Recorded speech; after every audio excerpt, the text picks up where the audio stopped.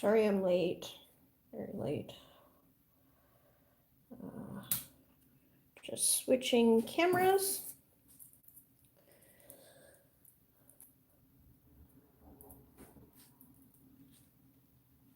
And I'm working on this armadillo painting today.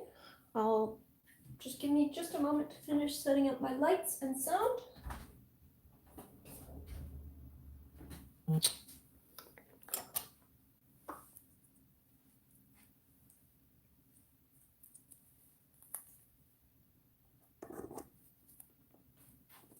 Sorry.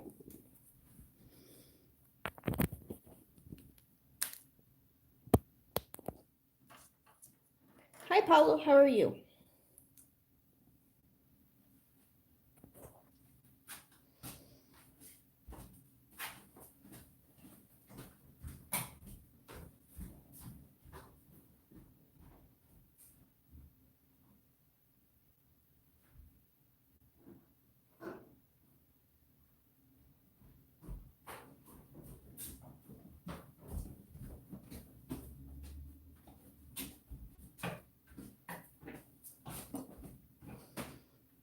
Doing okay, and you? I'm good. I'm a little frantic right now because I have a whole bunch of things that I want to finish up. I'm going to my sister's on Sunday. And as always, there's a whole bunch of things that I need to sort out before I go. And also, as always, a little behind on them. Oh, sorry. All right, so we have now full. Sorry, let me bring this back a little.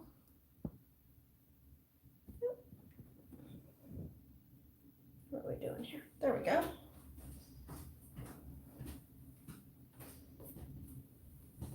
Hi, Stephen.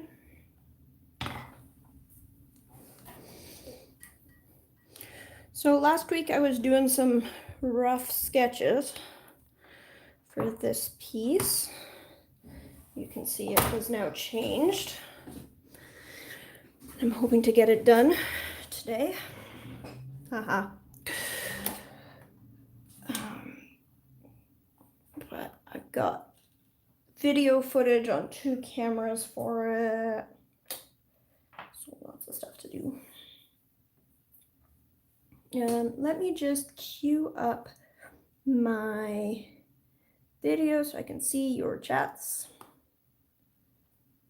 And then I'll get back to work.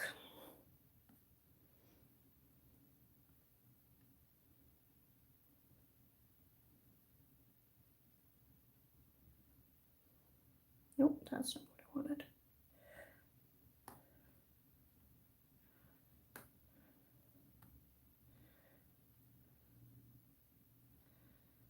That's also not what I wanted.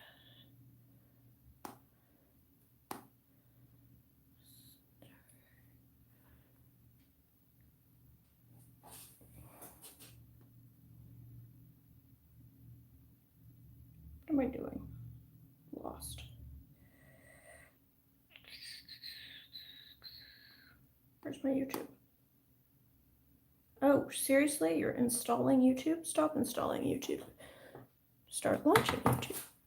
Okay, so my iPad is maybe not going to give me that. So maybe if I turn this around so I can read the comments right on here. Maybe that's a better option.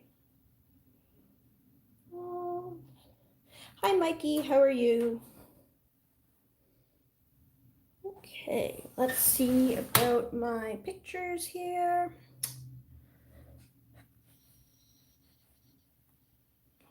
Photos. Right.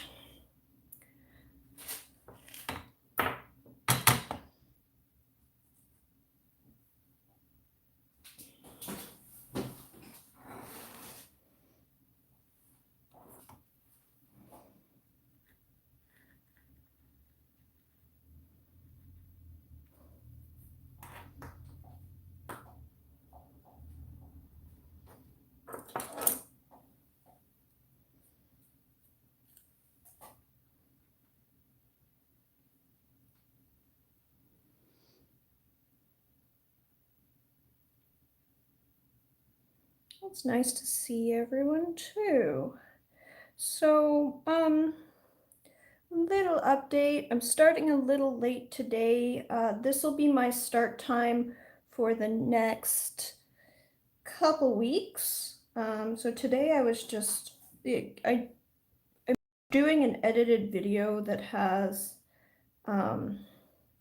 some footage of this piece in it. So I needed to get that footage before switching my camera rig, because I needed to get this spot in the process basically.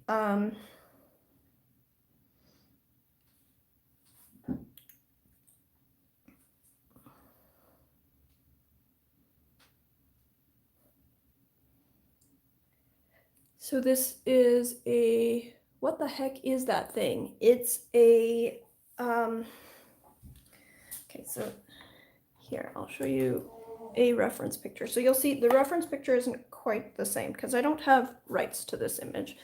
This is just a Google image, but I don't have images of this critter. So I've changed it a little. I'm working on several, based on several references, but this is what I'm using for the shell, for this part of the shell anyway. And so this is a Brazilian three-banded armadillo. In Portuguese, it's tatu bola. And so the story here is related to why I'm going to be a little bit late on my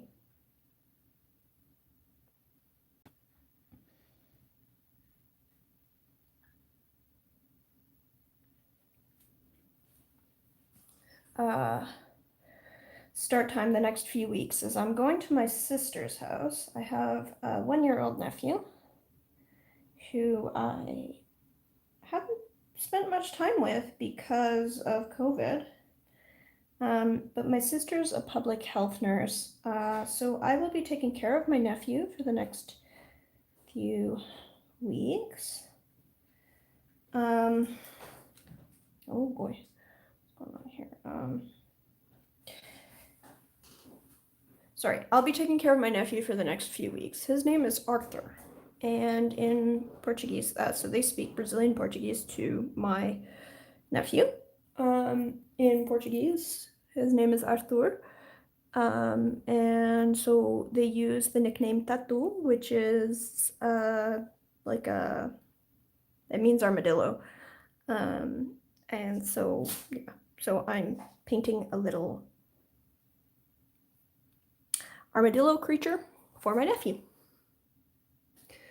For his room, for his nursery. Yeah.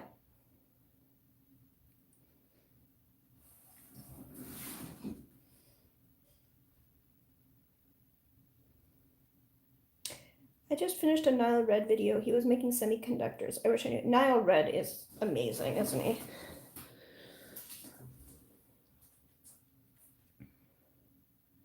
Anyway, so the neat thing about this is because this is sort of a self-assigned project, I can do whatever I want with it, which is neat. So I am working with ink. This is sketch ink from Roder and Klinger. So this is the shade Carmen, and I'm going to be using ink and watercolor and all sorts of fun stuff. It's light fast, supposedly. I mean, I haven't, actually I got this after I started my light fastness test, so I don't have independent verification that this one's light fast, but supposedly the whole line is, and the ones that I tested from the line do seem to be, so I am choosing to trust this. But also I will be using watercolor layers as well in similar shades, so this will just add a little bit of definition, and hopefully even if it does fade, it shouldn't be too bad. But also, because this is a self-assigned project, I can tell my sister where to hang it. In fact, I'll probably be on hanging it myself, so yeah.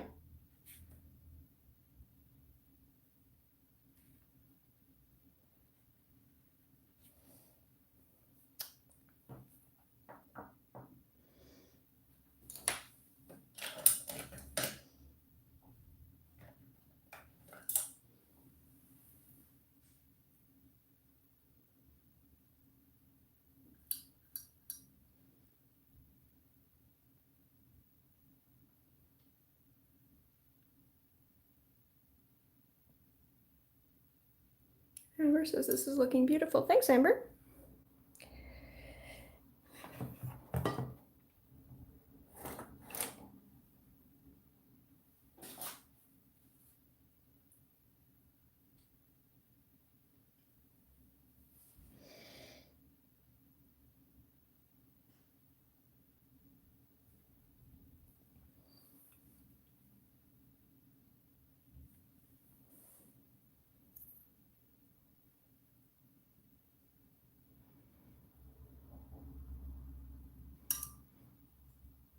It's also kind of neat because my sister's favorite color is yellow. So she dresses up my nephew in like all yellow all the time.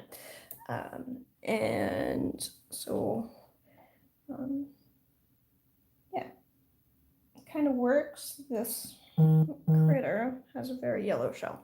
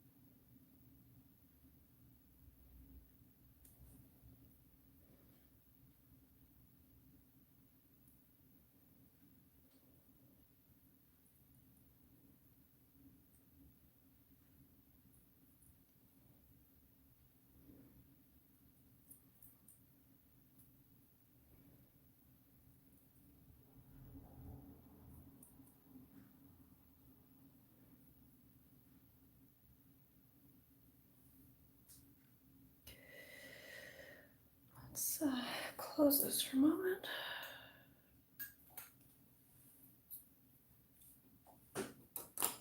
And switch to the other side so that I can draw his little scales here. So this is a different image. So I've got a few different images because I wanted wanted to show his little face, but be as asking questions is absolutely welcome. Sorry, I missed the question though. I am trying to control my internet bandwidth to see if it helps with some of the quality issues that we've had. So we've looked into buying, you know, the top of the line internet. And the thing is, if it was, if I had any confidence that that was going to fix any of the issues I've had with internet quality on these streams, I would absolutely do it. The problem is Jordan even spoke to the service provider. We have already a very good plan, but it just really doesn't seem to be handling my streams very well. But when we looked into the stats, I mean, we even had the guy from Tech Savvy look at it, and there was really no reason, like none of us could figure out a reason why it wasn't working. So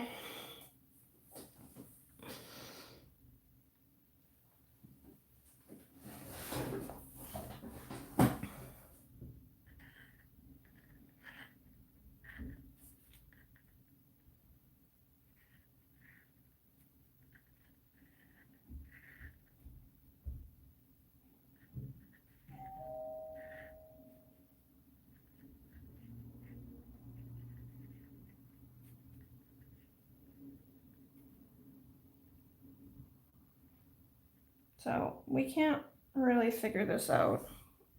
So the service standard that we pay for easily should cover the the amount of bandwidth that I use on these streams. We're a little confused as to why it doesn't.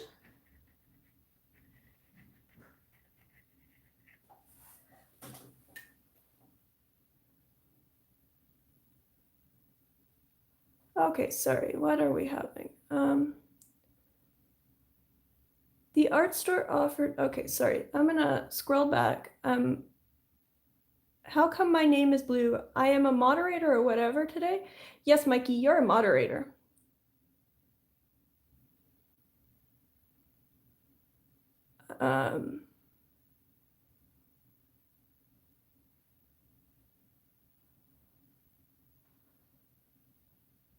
Well, you can remove comments, approve comments, post links is another thing that being a moderator allows you to do. The art store offered me a refund on the easel. I declined. I had been using it for quite a while, but it was nice of them to offer way past the regular return window. That's nice. I'm glad to hear that. I'm glad that you had a good experience with that. What ink is in the fountain pen? So this is Rotor and Klinger sketch ink.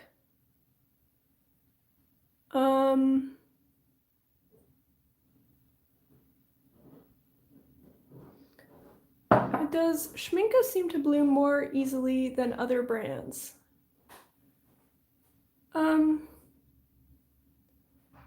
Well, I guess it depends what other brands you're used to. I wouldn't say that. Hello, is that, what is this? It's a delivery. Delivery. Okay, cool.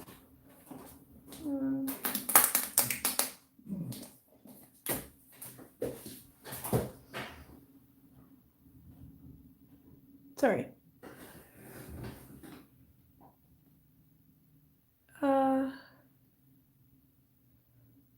Blooming, in my experience, often the problem of water control, and I do it on purpose sometimes, so I'm not sure it's a Schminke issue.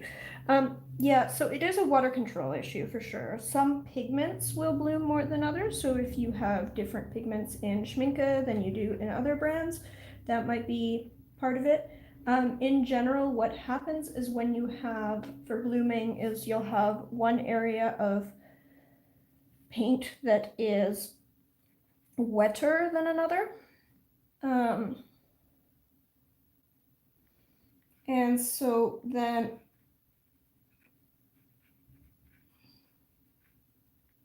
sorry, in my experience, what's happening when things bloom is you'll have one area of paint that's much wetter than another.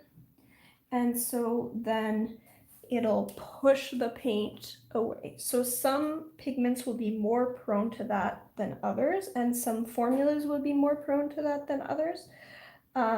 Specifically, pigments that flow more will be more prone to blooming, and paints that flow more will be more prone to blooming. So like your quinacridones will tend to flow more than, say, for example, something very heavy like cadmiums, or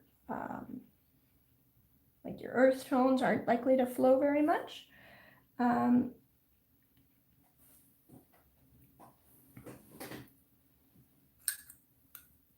Yeah, sorry.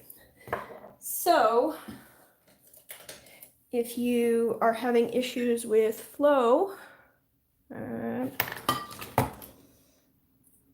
often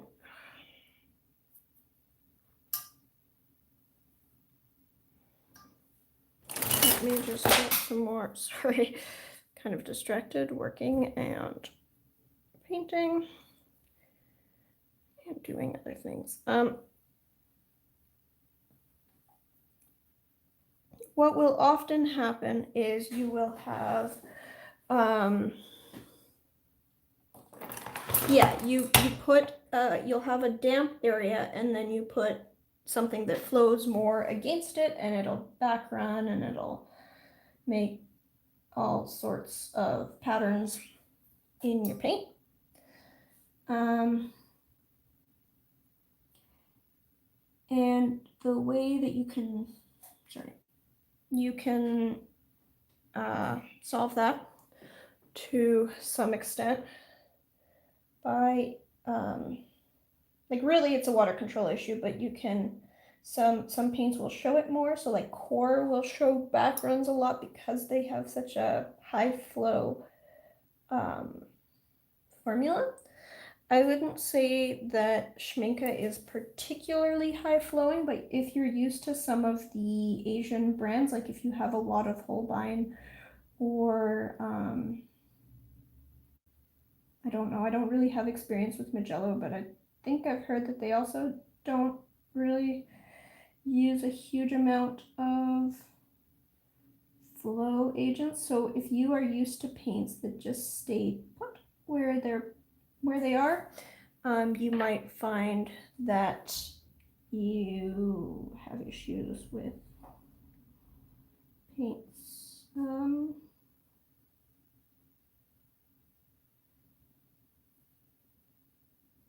Yeah, backgrounding and blooming, etc.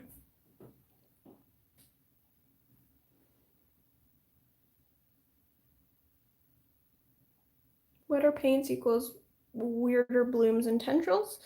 I mean, to some extent, but also it's when you have areas, like different areas of your paper that dry at different rates, then you'll have, so if you have an area that's damp, but not completely dry, and then you have a very wet area beside it, and you put a paint down, it's gonna push that water into that damp area and it's gonna create a bloom, if that makes sense. Hi, Luzine, how are you?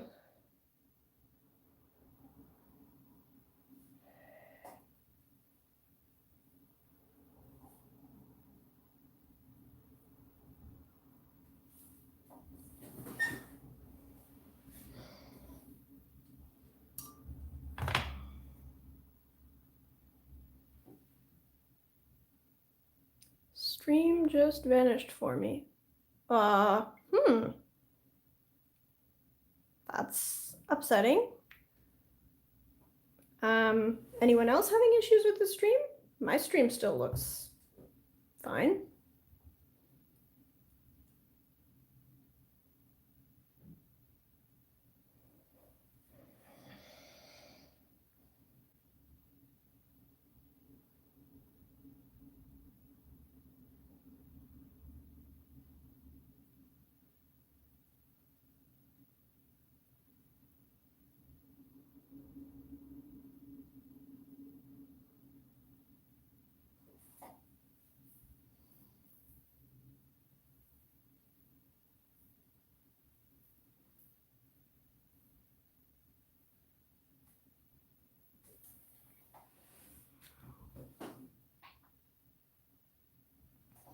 Resolution has dropped for you. Uh-oh. What's going on here? Okay, all right, let me check.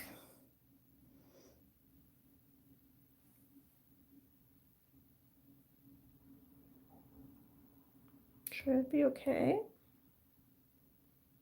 If I drop this though, like if I say, whoop.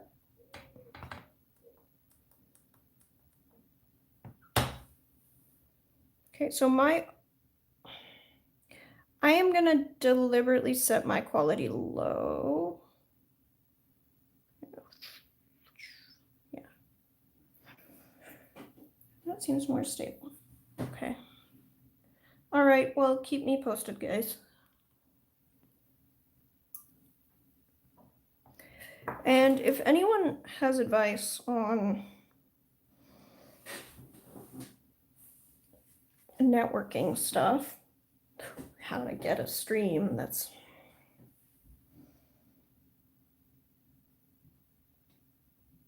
more reliable.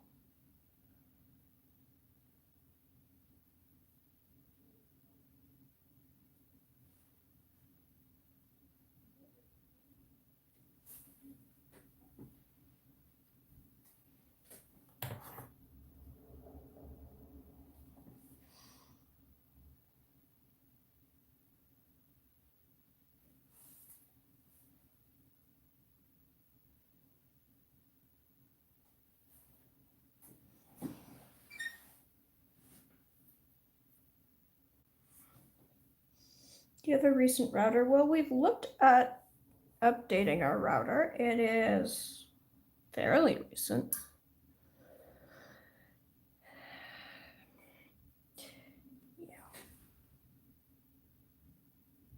Yeah, we suspect it might be router issues. Although as well, like everything we have is rated to well above how it's performing, so it's a little alarming.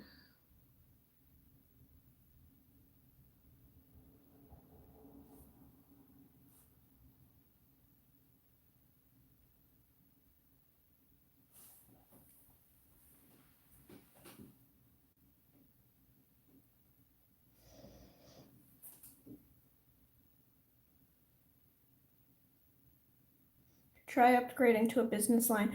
Right, so that's like we spoke to our service provider and like we're on a plan that's no longer offered, but it's second from the top basically. Thereabouts. And it's not like if it was just a matter of okay, so you pay this money for whatever, for a new router, for a different service, for whatever it is, and then your internet works and your stream doesn't crash like in a heartbeat, right? But it doesn't seem like it's really that simple.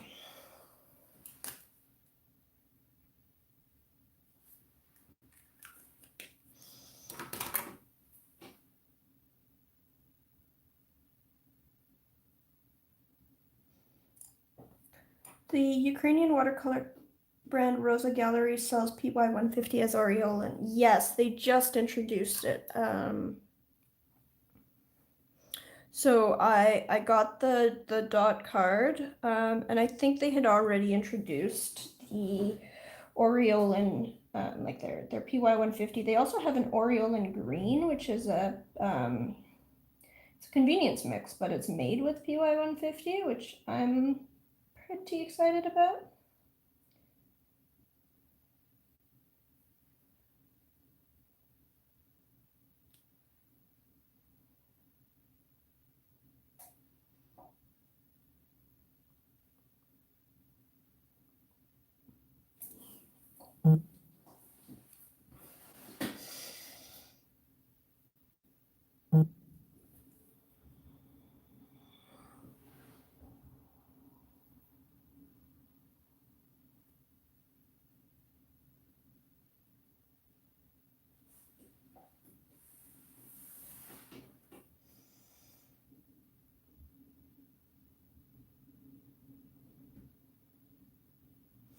Maybe running a ping in the background to document how bad it is and use that statistic to try to prove your point.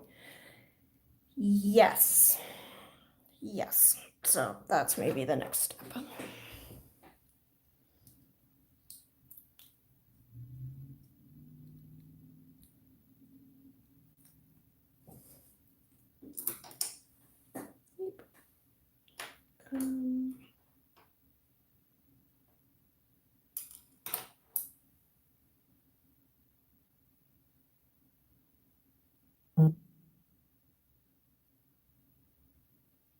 Hi, Joy. How are you?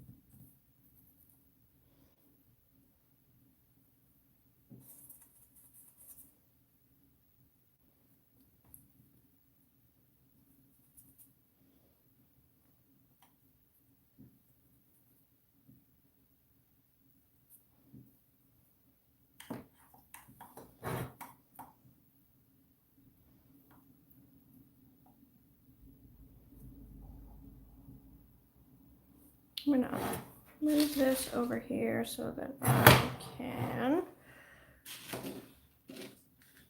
show you what's going on in my palette as well. How's that? Yeah.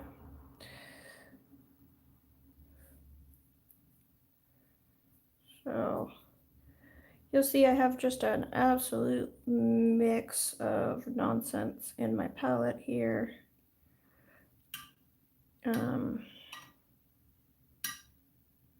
And then I'm using, so this is Penn's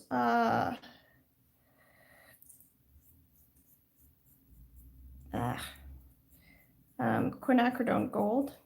So the pan was quite sticky. So I've got a little bit of wrapper here.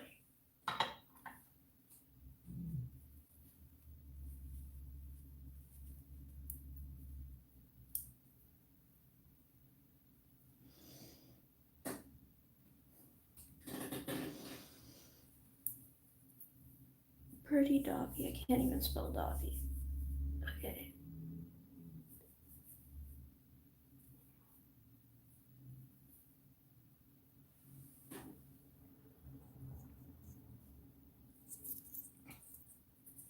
Yep. Okay. Just trying to get as much of this in as I can. So this will be like a black. That'll be my shadow tone. And I need to wash my hands. Be right back.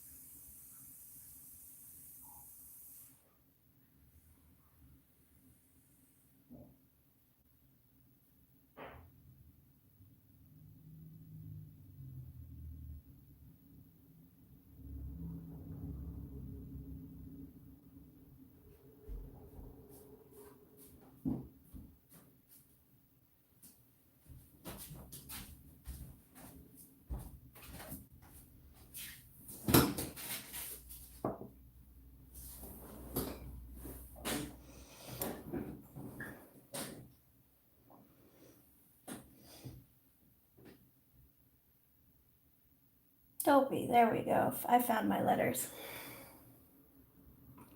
How are your cats?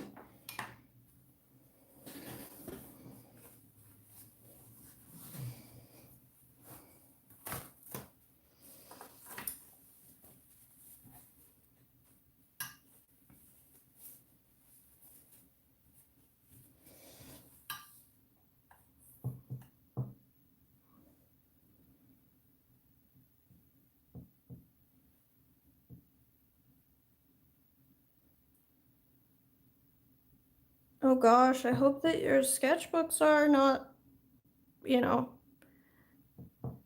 lost in the postal system forever.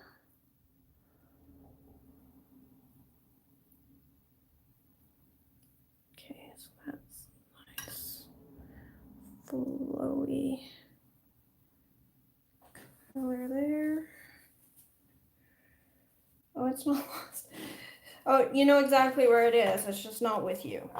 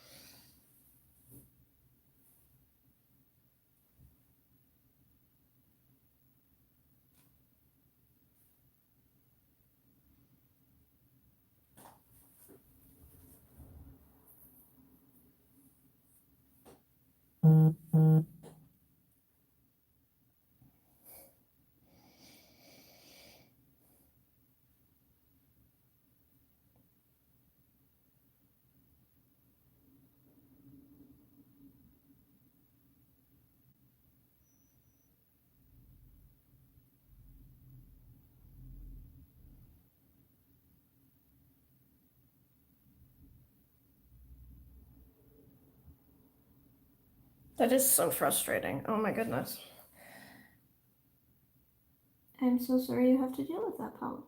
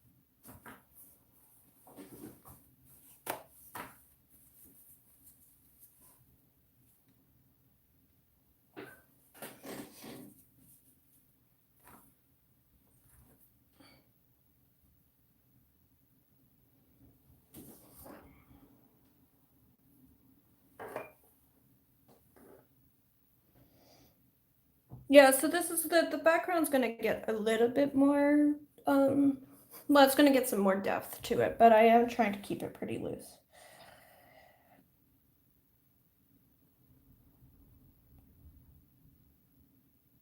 My infinite patience is really wearing out. Yep, I can imagine. That sounds really frustrating.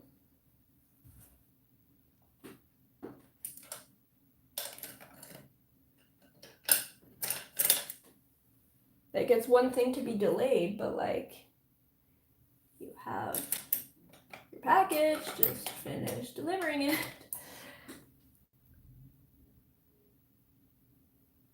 Get my 15-minute break now. Hooray! How much longer do you have in your workday, Amber?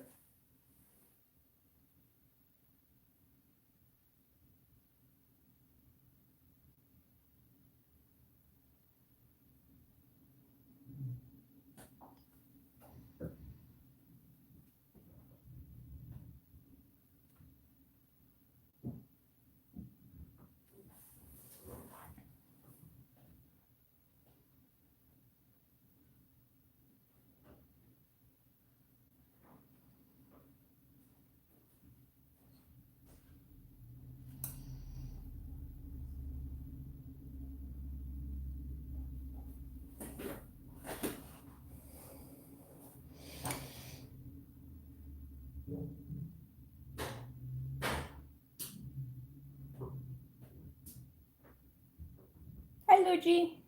Welcome. So I haven't set up my usual form stuff on this stream. If somebody can leave a link to my Discord, Luigi, I have a Discord where you can come and chat. A whole bunch of us are there, and we nerd out throughout the week.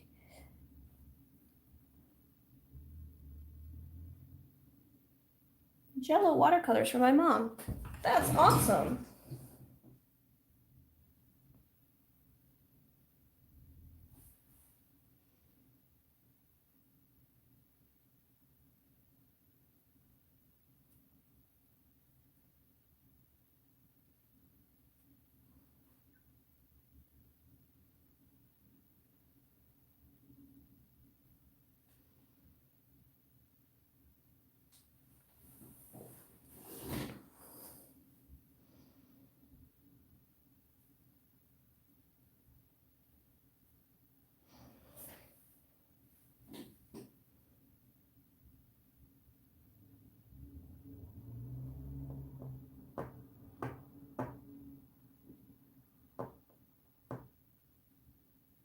Discord link, somebody, so that Luigi can join.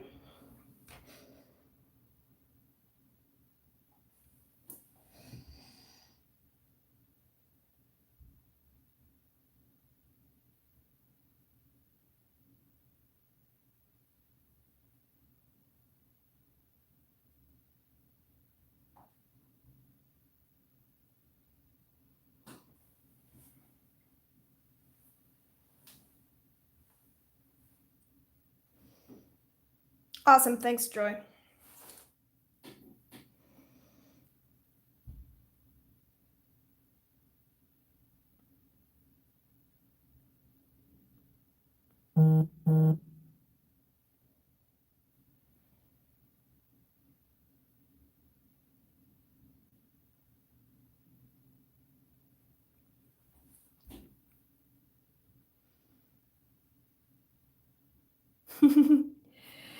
Yeah, it's a little bit hidden. It might actually be easier to go into one of my past live streams. I really should just batch them and do like a month at a time.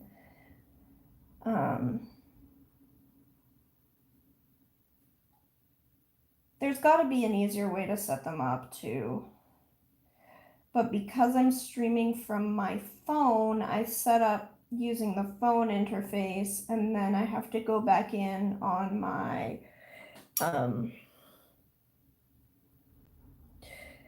YouTube setup on my computer to get the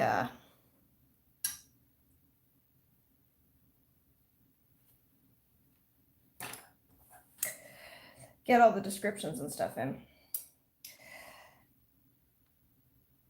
And it's one of those like, well, this is minorly annoying, and I swear there's got to be an easier way to do this, but I haven't figured it out.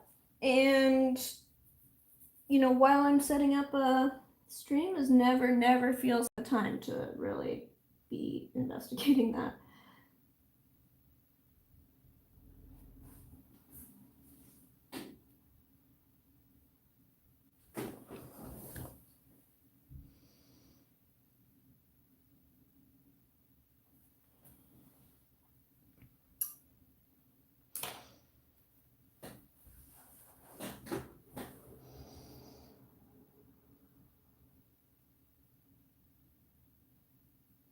Your chat was lagging. Oh, I'm sorry.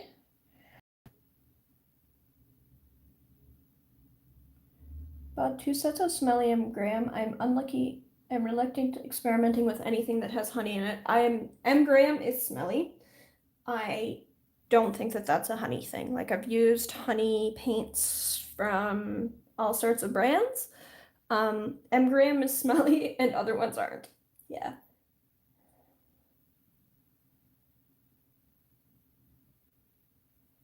Yeah, Old Holland is also smelly. So Old Holland is smelly and Graham is smelly.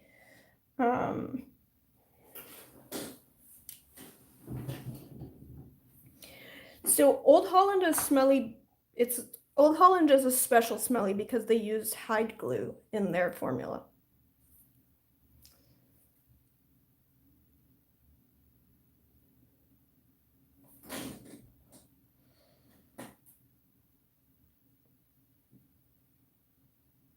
Where did I put? Hey!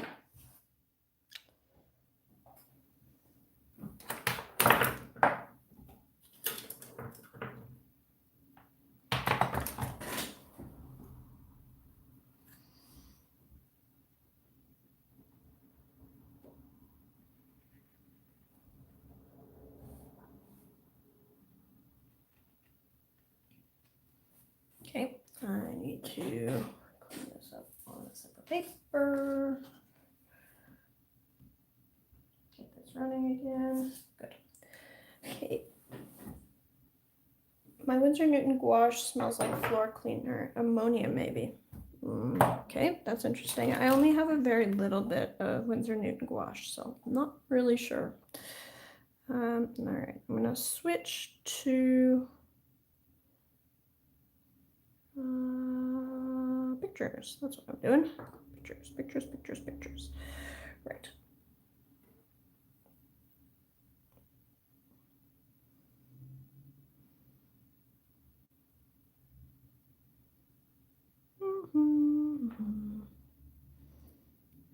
It's not you, this one.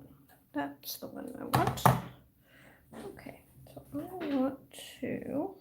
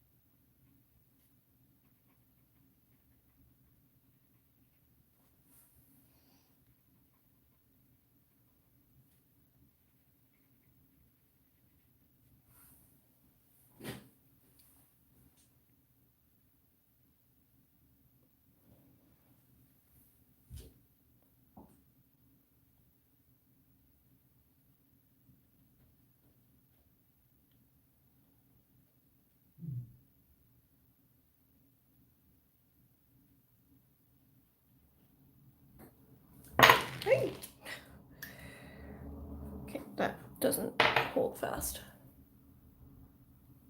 Got 99 problems, but smelly paint isn't on the list. Let's keep it.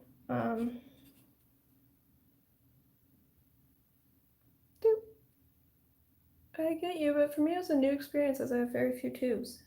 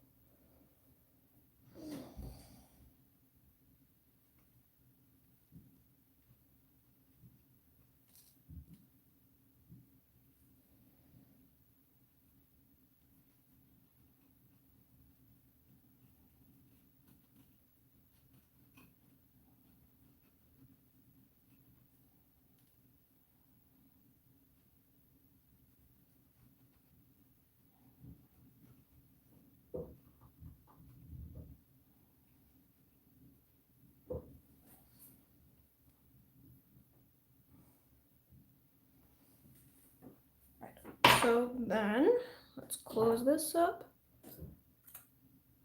Going to try to go back to sleep. All right, good luck.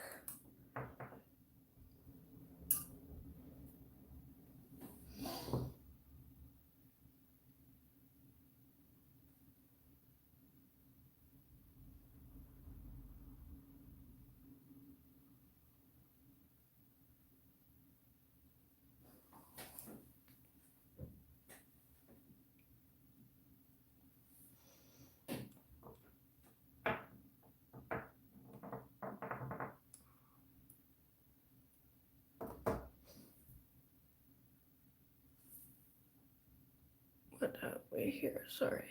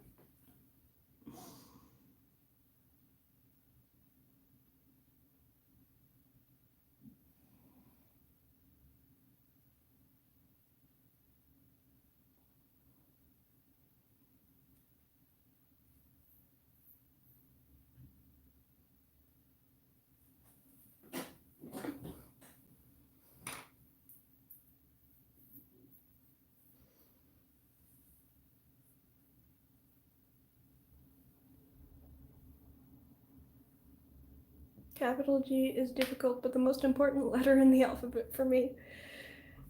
Capital G, yeah, capital G is difficult. No matter what sort of font you're trying for. Okay, well.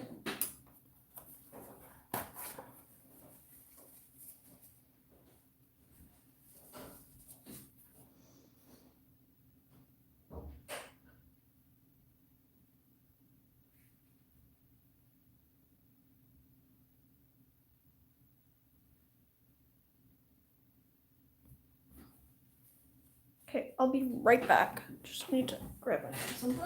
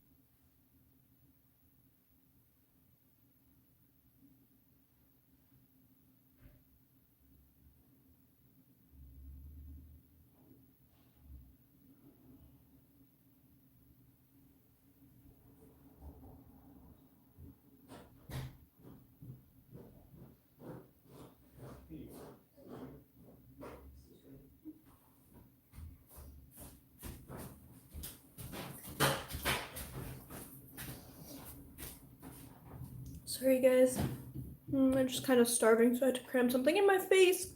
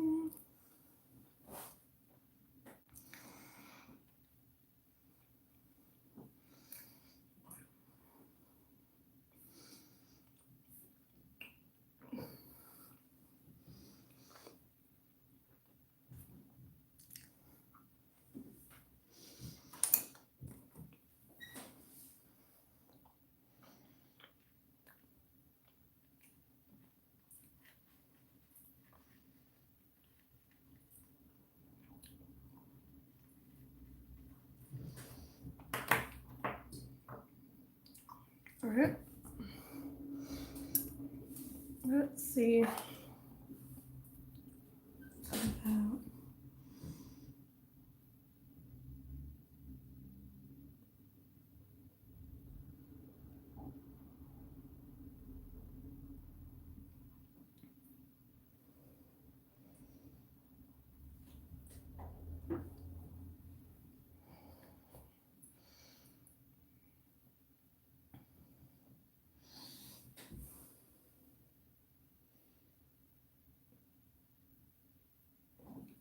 Okay.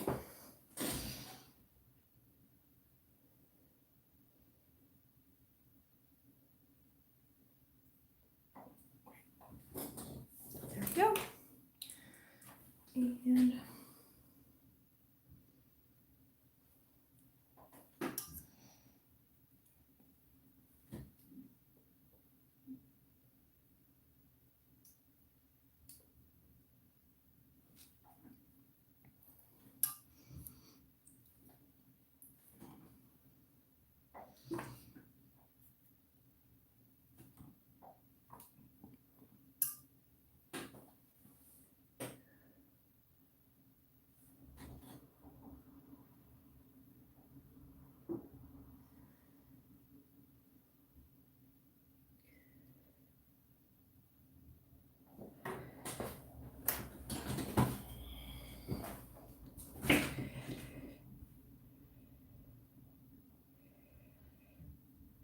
right.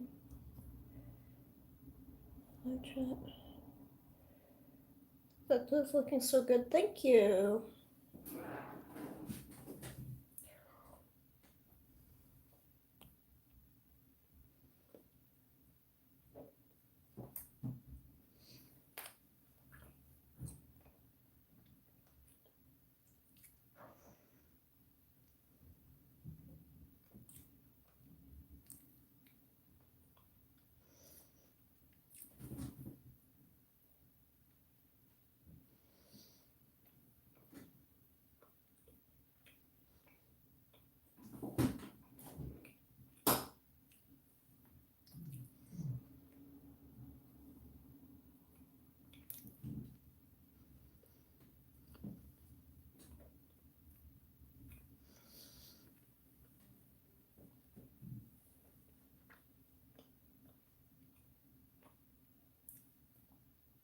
Okay, grab a different pen.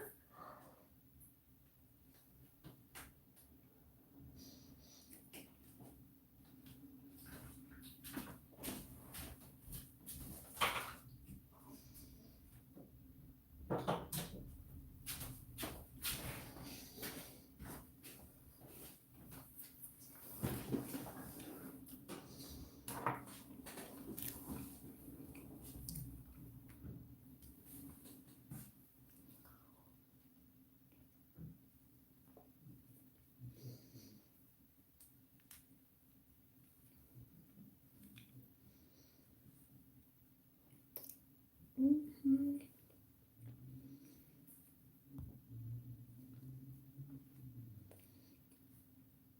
Do you want me to make you worthy? I can make you worthy.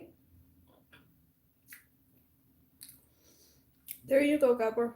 You are now worthy of posting links in my channel.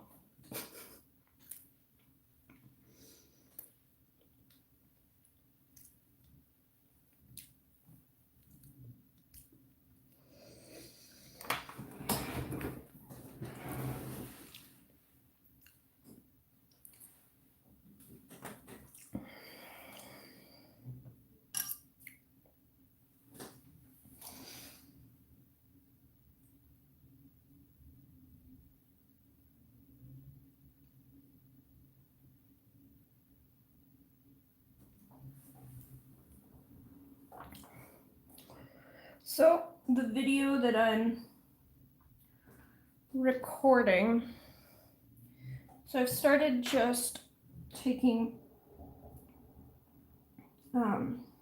video shots when I'm painting, and they won't be full painting processes, but I can get shots here and there for like talking videos where I'm using an example of something that I'm painting, and I think that I might do that more frequently. I'm just trying to figure out a way to get some content out, and that's interesting. That's like, I do want to be posting mostly painting type videos, not, you know, not just reviews and swatching and stuff. But often there's some planning and content, and in the past I've tried to, you know, match the video very specifically to a thing that I designed for that video, and I just don't have the time. So,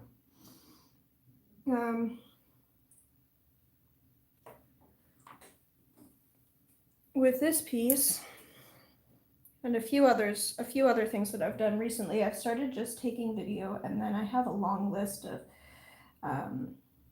video ideas, and then hopefully I can match up footage that I have to like a talking video, like a, you know, some kind of advice or technique or something that I can then use the video for.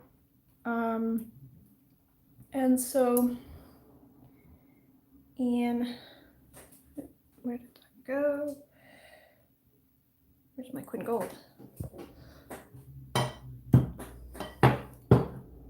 Do I eat Quinn Gold? Like, what is happening? There we go. Found it. See how it's all spilled?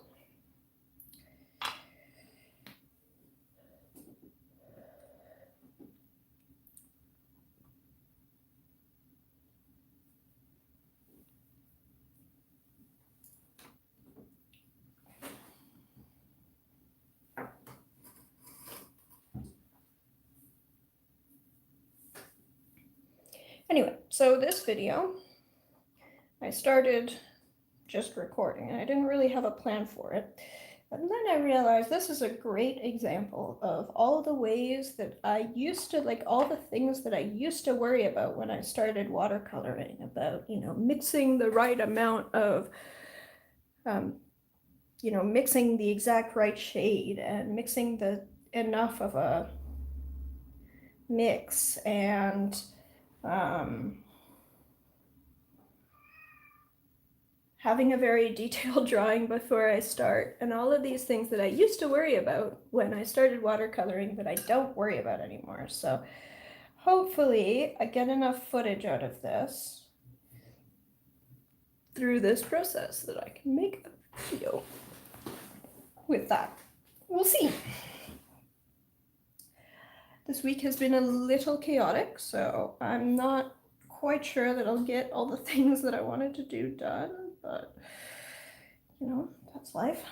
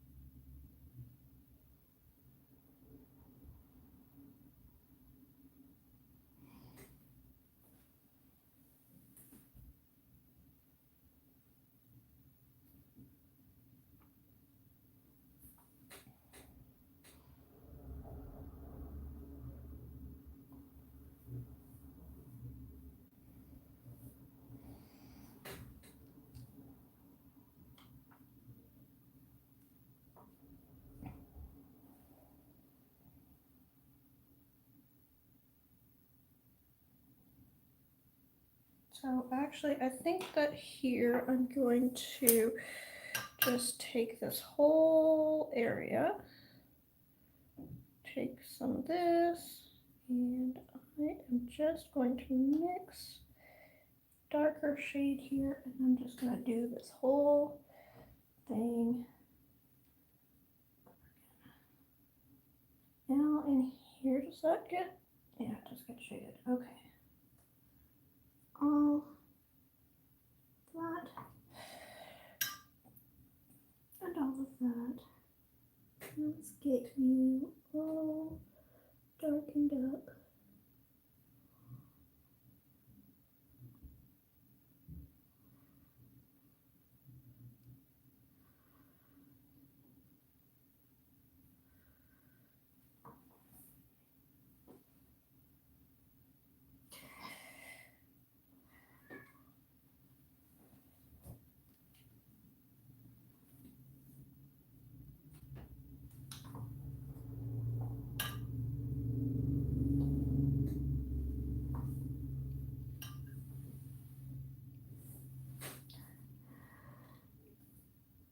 Buddy, I hope you're not about to hop on the table. I am not ready for that right now, buddy. I know, not right now. Not today. I know, you want to be on the video, but no. I can't have you destroying this thing right this instant, buddy. Just, I know, it's unfair. Let's just make sure all of this gets all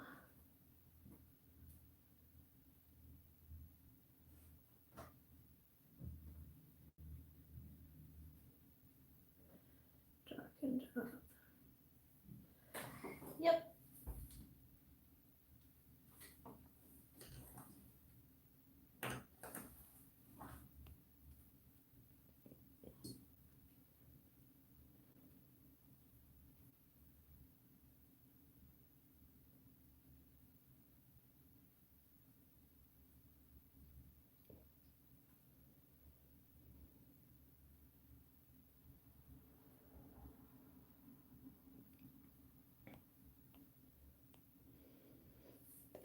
Steven says, nice 3D feel on the bumps with a mix of dark and light. Zena says, hi guys, I'm back. Was it a very bad week or good, but just messy? It's been fine. I got vaccinated on Tuesday, which I'm really happy about, but it meant that it sort of disrupted my Tuesday and my Wednesday, because on Tuesday I had a last minute vaccination appointment, and then on Wednesday I was in recovery. So that's cool. I'm glad that I was able to get vaccinated. I had a whole bunch of things to do this week because I'm leaving next week. Because I'm going to my sister's, and I didn't get all the things done that I wanted to get done. I know, buddy. I'm sorry. I do need to grab the cat. Give him what he wants.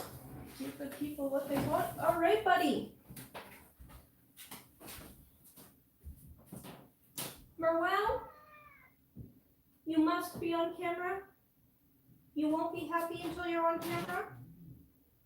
Is that what's happening? Oh no, I know, no. Okay, attention for the kitty.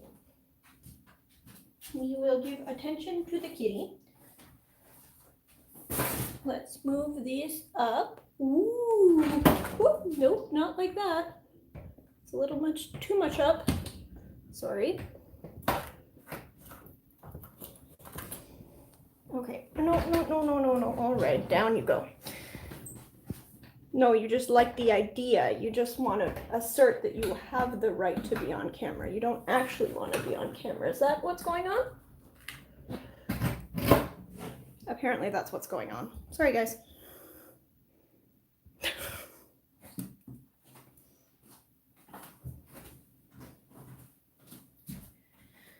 Okay, sorry. Let's move this up.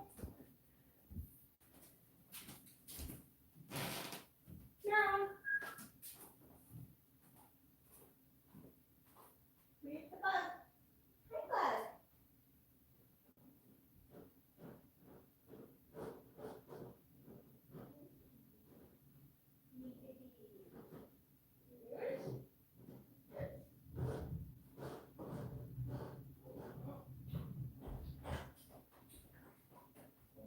He's been yelling because he wants to be on camera, or rather he wants to assert his right to be on camera. When I tell him no kidders on camera, okay, you can't step on this though. That's the rules. No, okay, you just want to run on camera. Well, that's the cat you get.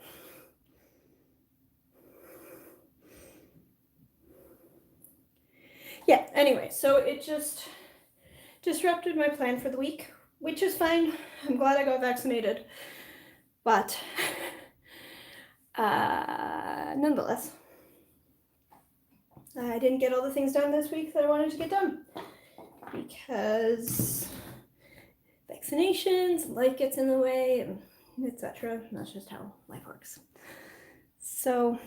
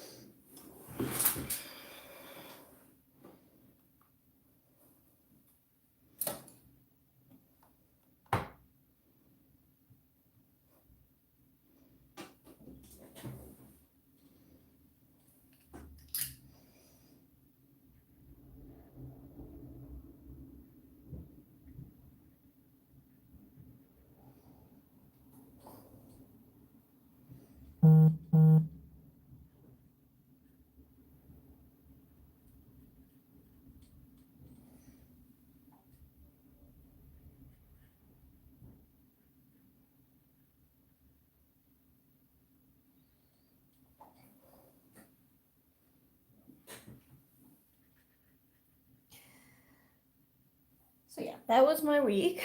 And I never get as much done as I wish I did. But that's fine. That's just life, I think.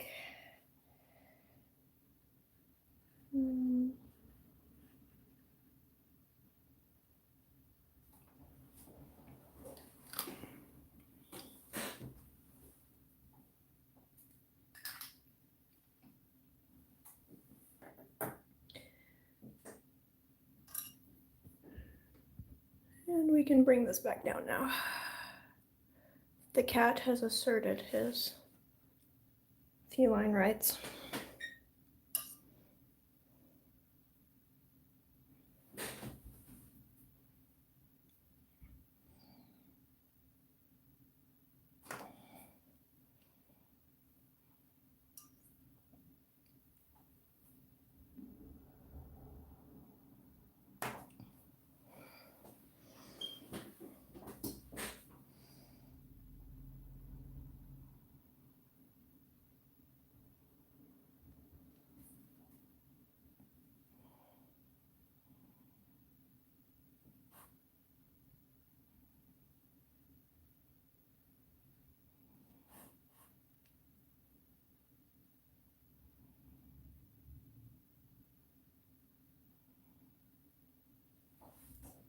Anyway. Yeah, trying to carve out the shapes here.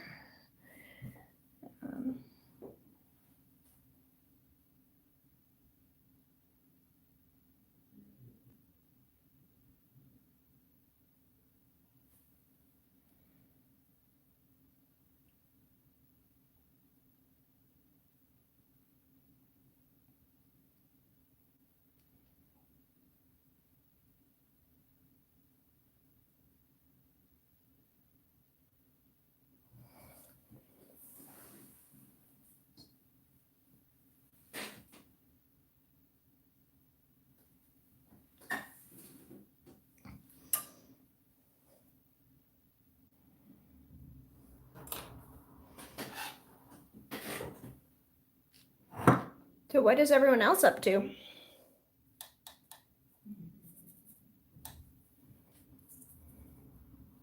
Okay, let's move this over here.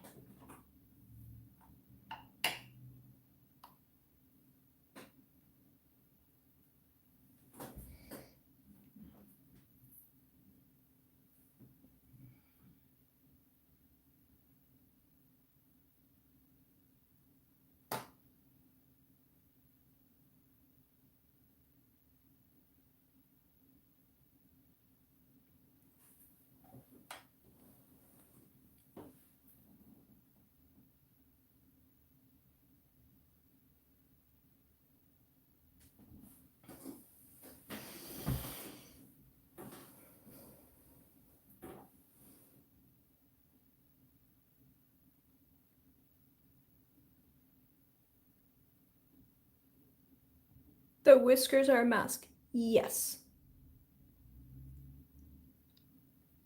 Yeah, that's I put down some masking fluid right off the bat, so that's what's going on there.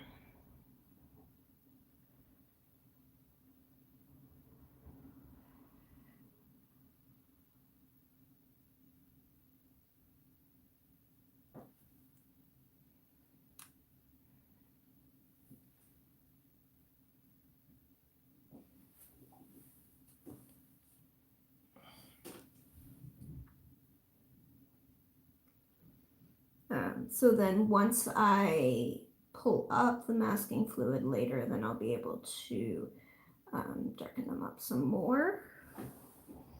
But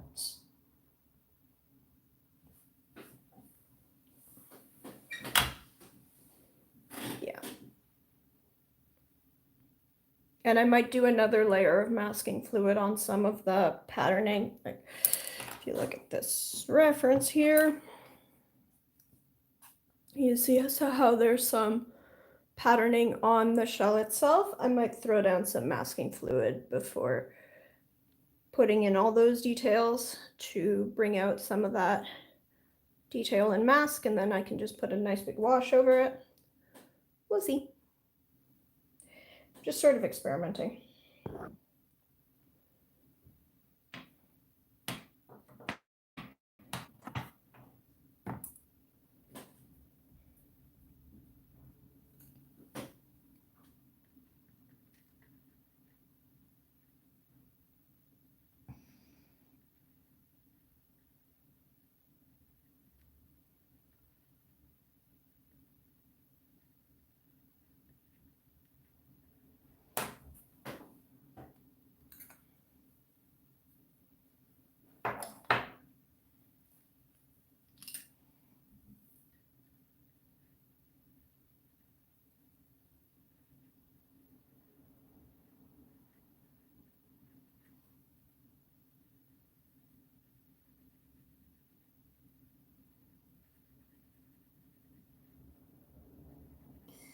I might also do a little bit of gouache work right at the end, because again, this is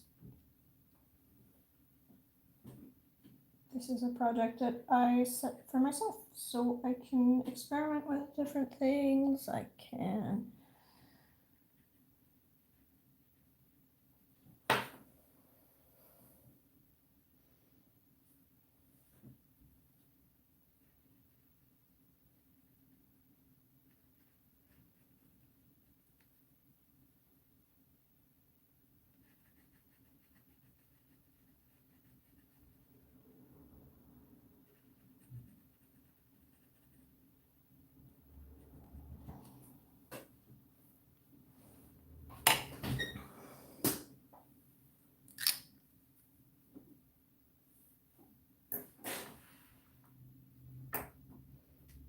but yeah, hopefully, so the goal is to make this really pop out.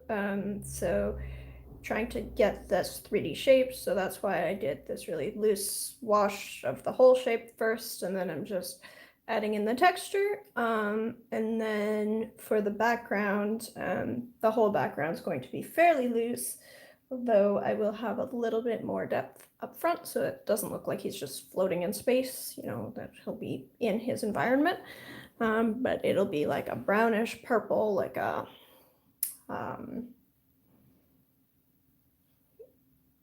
rocky ground foreground with some foliage and some sky, so there will be 3 layers of background going on here. That's what I'm doing with this.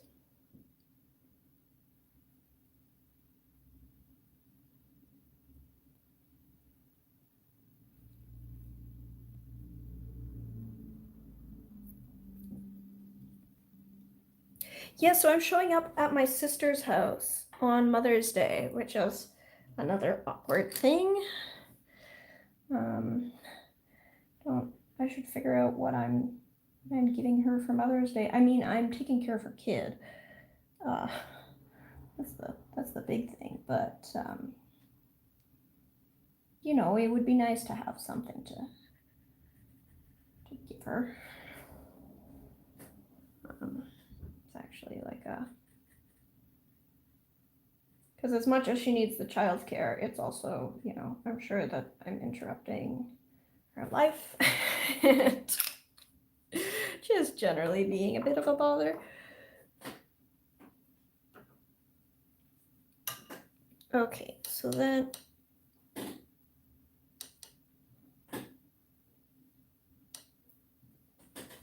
let's get some of this madder shade here. Oh yeah, that looks great.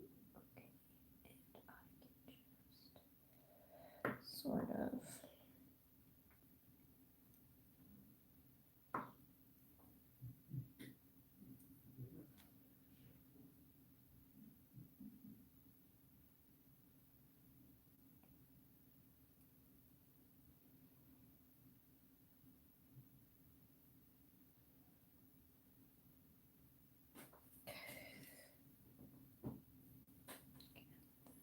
this can be all lightened up, and that can be all lightened up. Like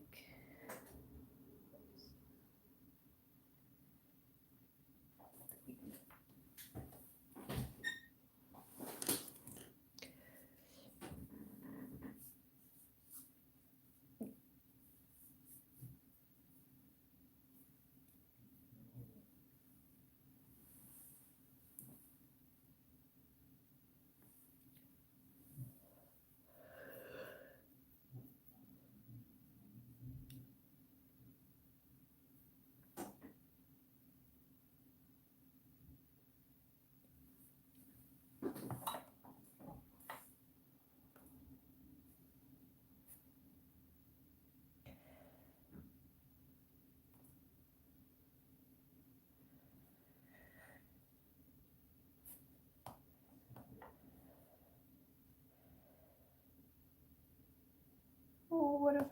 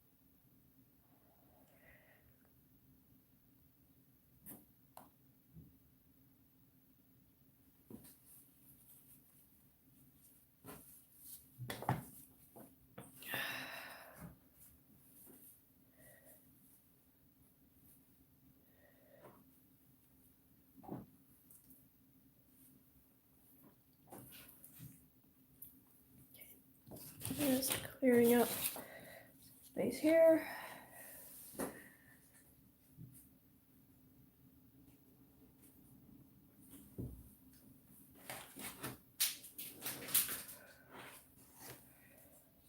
So yeah, I don't know. I will be live streaming the next couple weeks. It'll starting at 3 p.m. Eastern Daylight Time, so that's the same start time I started today. And I'm not sure exactly what I'm going to do, but I will be bringing some art supplies to my sister's and also my filming rig, so I can set up in her spare bedroom and do something on stream. Streams will probably be shorter as well. Or I don't know, maybe I'll finger paint with my nephew.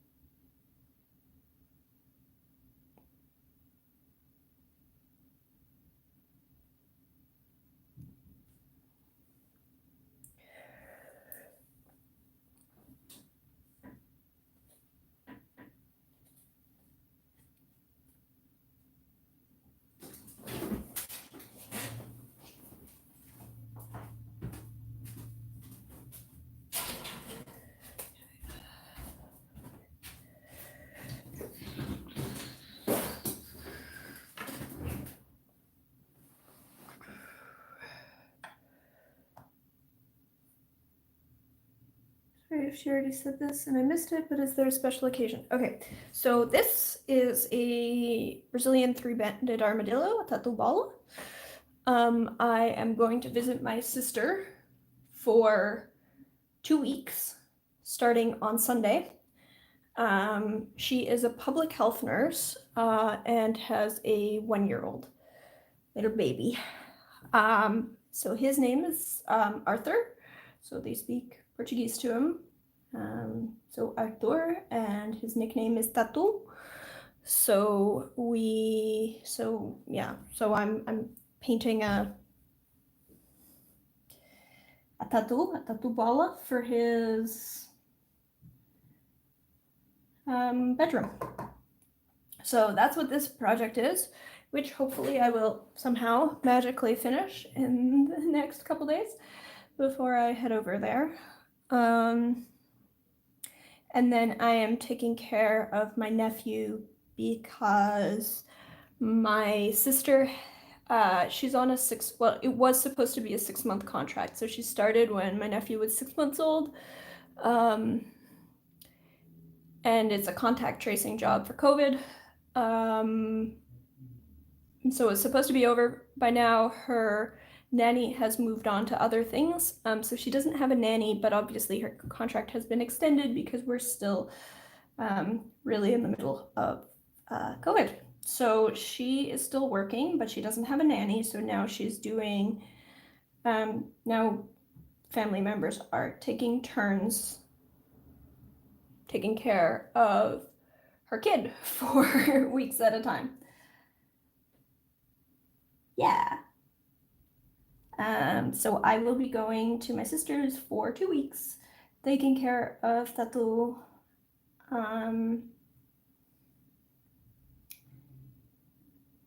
while she does her contact tracing job. So that's my, I guess my contribution to the COVID fight is taking care of my nephew.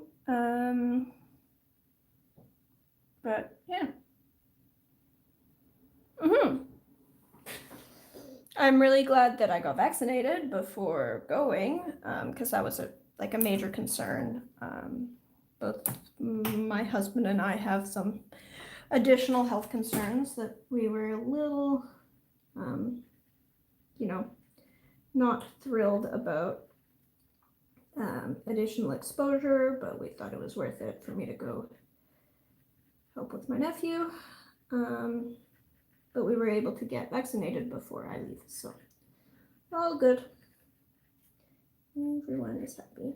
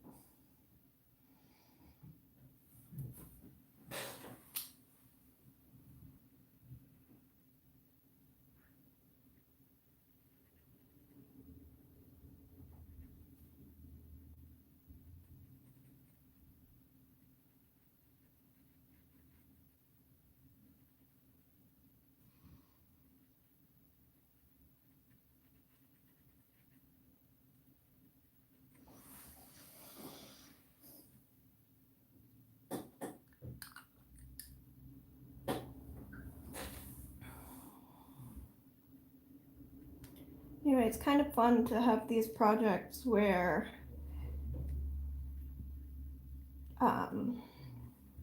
you know, I have a lot of flexibility here in terms of what I do. So I can play with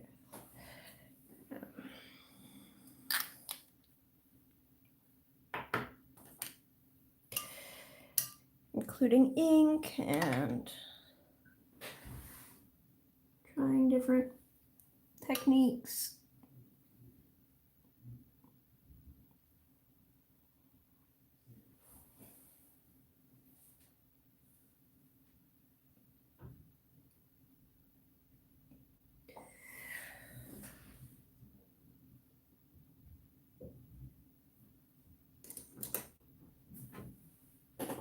Is that a TWSBI with a yellow end?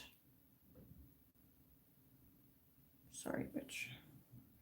I have a TWSBI Eco here with brown ink in it.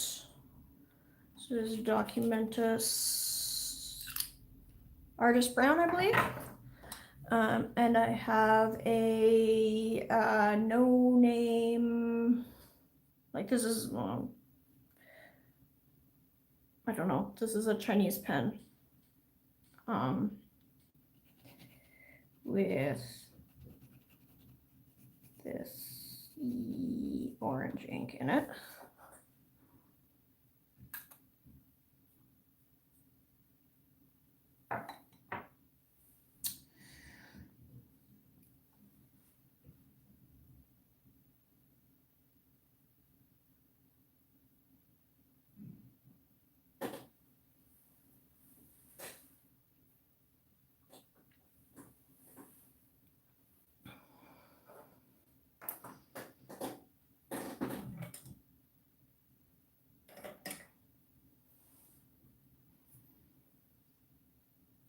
Yeah, this is not a Calico. This is a something.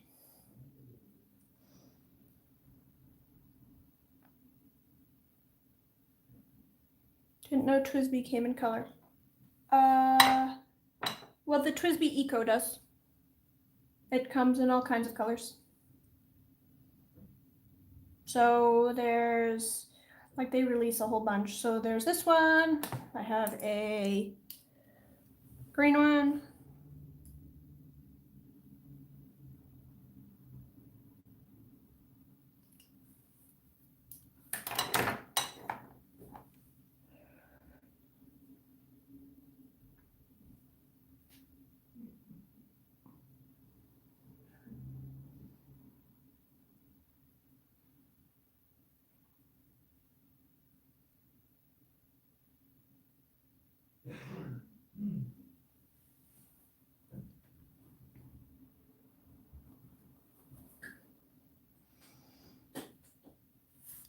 What's TWSBI?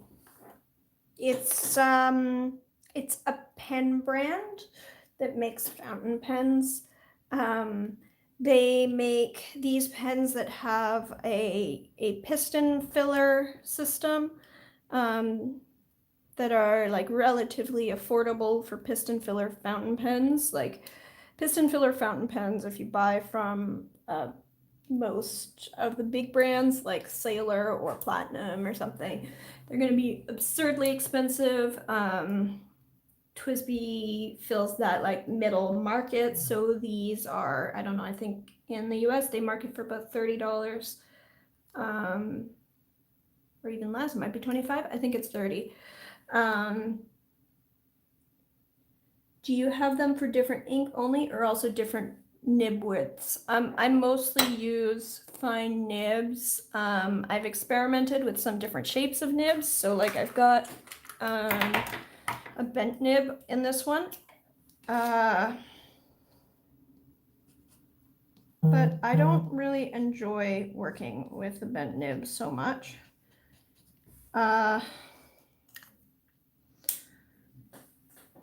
So yeah, I mostly just have fine nibs, and have been experimenting with different colors of ink.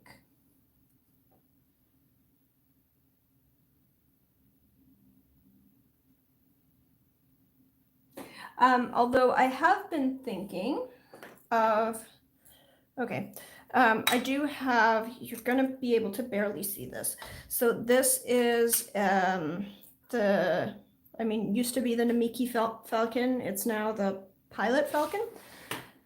And it has, oh, am I showing you the wrong thing? This one has blue ink in it. I had some pen here. Oh, you know what? I may have replaced it. I had I think I replaced it where this used to have the gray ink in it, and then I ended up replacing it. I have a light gray ink, which is really cool, but I feel like it might be best used with a really broad nib. So that's something that I might use a broad nib for. Anyway, so I have a weird, complicated relationship with fountain pens and inks. I try to paint everything, like my work, a lot of it goes for sale for individuals or to be hung. Like this one's not going to be sold, it's for a family member, but still it's going to be like original artwork that's hanging.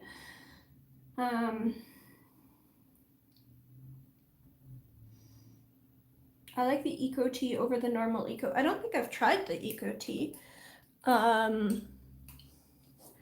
Maybe when I get a broad nib or a stub, I'll get that. Anyway, I have a complicated relationship with fountain pens because I really like the idea. I enjoy working in ink, but I have concerns about light fastness.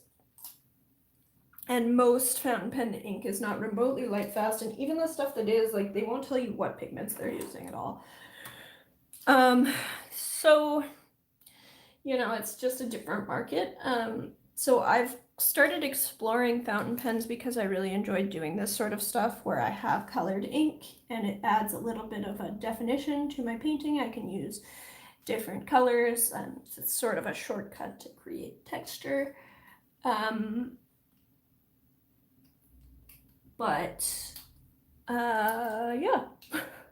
No, I don't know where I was going with that statement.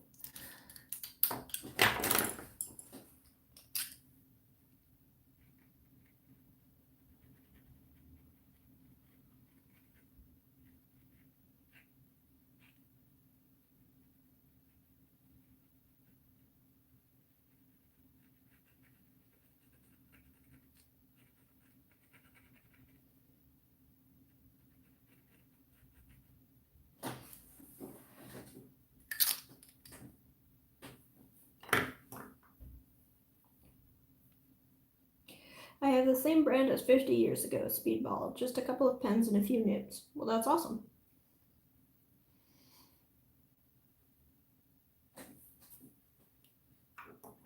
Yeah, I'm pretty happy with the TWSBIs. I've experimented with some other things and, you know, mixed feelings about them. The TWSBIs are like a decent price point, these Ecos. They come in a bunch of colors so I can tell them apart. And then they show the ink, and they hold a lot of ink, which is great if you're going to use it for drawing and you're going to use a lot of ink.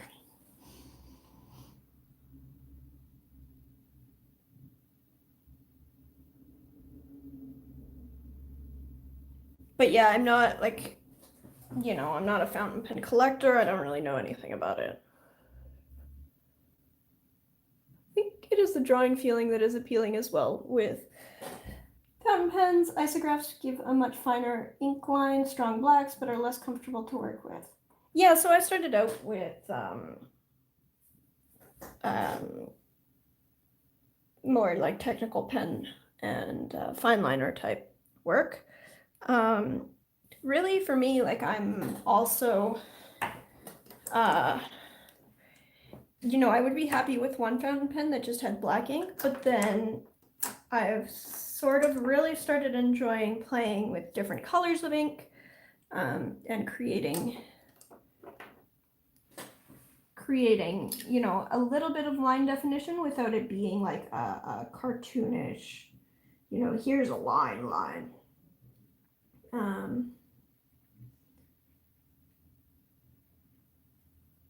And yeah, so I've been experimenting with, you know, what can I create with some different materials, some different things here.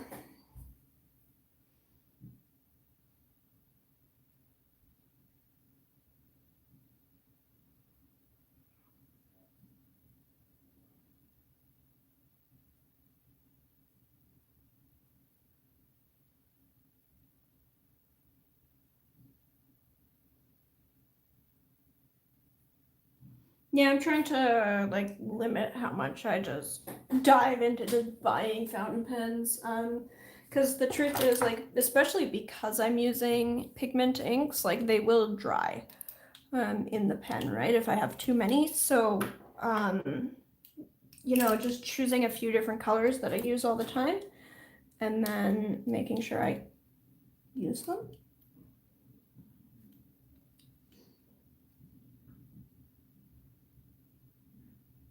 But I'm pretty happy with the TWSBIs. The TWSBIs have been treating me quite well. So yeah. They might get, you know, I've looked at the TWSBI Precision, like for black ink or blue ink. You know, if I have an ink that I use all the time, to just put it in that. I'm not buying another fountain pen. Yeah, I don't think I need any more right now, so I'm good. Except for, yeah, I have a light gray ink that it barely shows up with a fine line, but I feel like it could be useful for shading, like in a sketching application if I had a broader nib on it. Just cheap dip pens for me. I am way too messy to use dip pens. Like, dip pens, you know, functionally would be great. In terms of what I want to do with them, that would be fantastic. But I would just spill ink everywhere and be very sad. Like even fountain pens, I had some serious concerns, and I still do, honestly, that, you know, I'm gonna really screw things up with my fountain pens. But yeah, like there's nothing wrong with dip pens if you can handle them. But some of us are just a little too accident prone. My ADHD and open bottles of staining liquids around my detailed drawings don't go well together.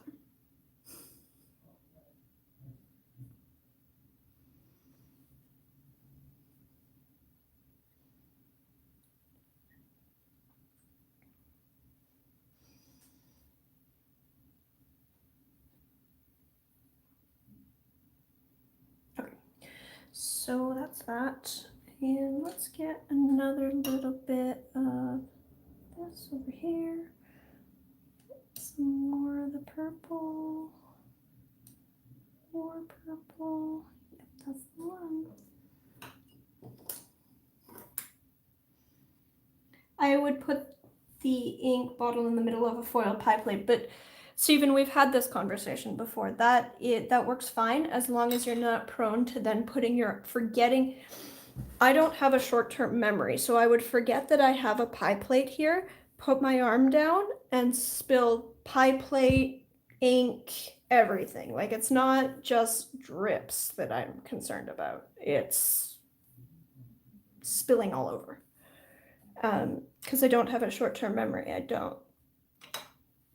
You know, out of sight, out of mind. If I'm focusing on this, I'm going to forget that I have a pie plate here that's got ink in it. Like, I really kind of have to plan my life around, you know, some things are just not gonna function for me, and I can admire you for being able to work them, but they're just not gonna be my thing.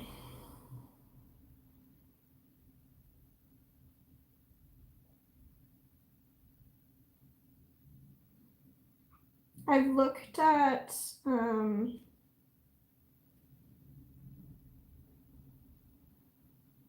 you know, some old inkwell holders where it's like a big piece of brass that sits on your table. Like, maybe if it's that, maybe if it's actually like it's built into my table. But even still, there's still the concern of out of sight, out of mind. If I start working with ink, and then, like, I'm really bad about, for example, washing my brushes, because I'll use a brush and then I'll set it aside and I'll forget that it's there, which is fine to some extent because I work in watercolor, but it also, you know, it's a real concern if I were to work in media where it dries with a closed film, because I have just ruined brushes left, right, and center.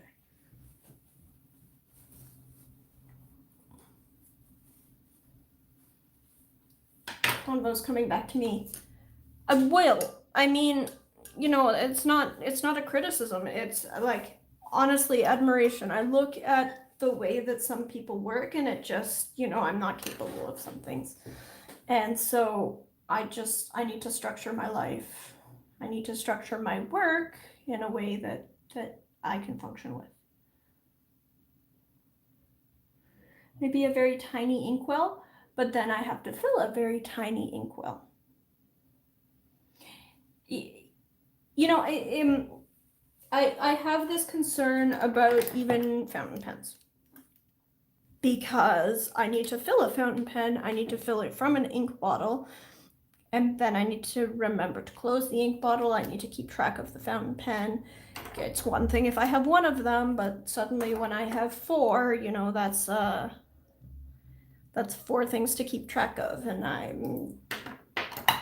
can do 2 at a time. What I'm physically holding, and if I'm repeating something in my head, or preferably aloud. So, like, yeah.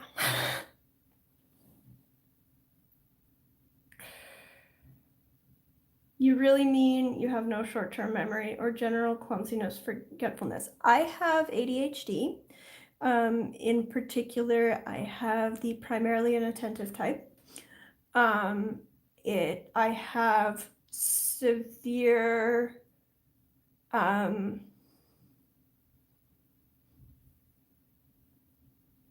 like what's the term? My short-term memory is severely impaired. So that's one of the bigger symptoms that I have. I have an excellent long-term memory, and I've made up for not having much of any short-term memory by leaning heavily on having an excellent long-term memory. So, you know, if you have me memorize a speech, I can remember, you know, speeches that I memorized in grade 3. I can either remember things forever or not at all. But it just means that in terms of keeping track of where I put things, I constantly trail. I need to, it's a struggle. I need to minimize how many things I have around me, because the moment I put something down and my mind is always racing to the next thing, I forget it's there. So if I'm cleaning up my kitchen, I'll pick something up, I'll go to the other room, I'll see something else that I need to do, I'll put down the first thing and I'll forget about it. Now I'll take the second thing and I'll go to the washroom. Oh no, I knocked something over, I need a cloth, put down the second thing. So I have stuff in a constant state of just flowing around my house. That's very hard for me to keep track of. Yeah.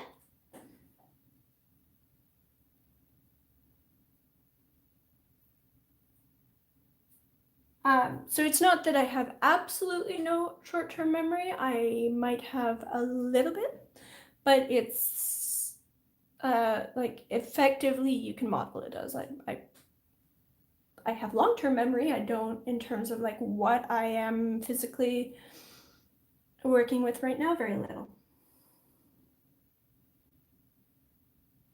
So your mind doesn't take the time to make a note. I put that thing there, and that's why you don't remember. Can I imagine it like that? Yeah, pretty much.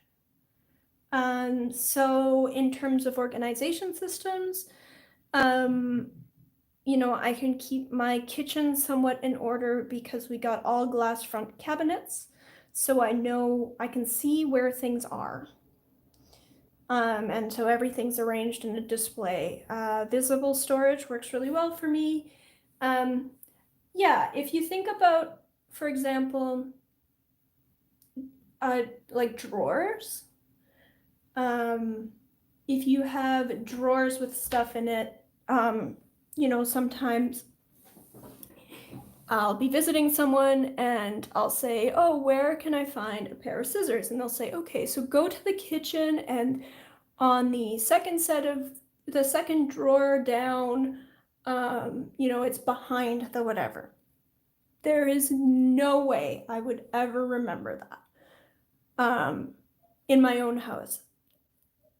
Once I put something in a drawer, it's gone.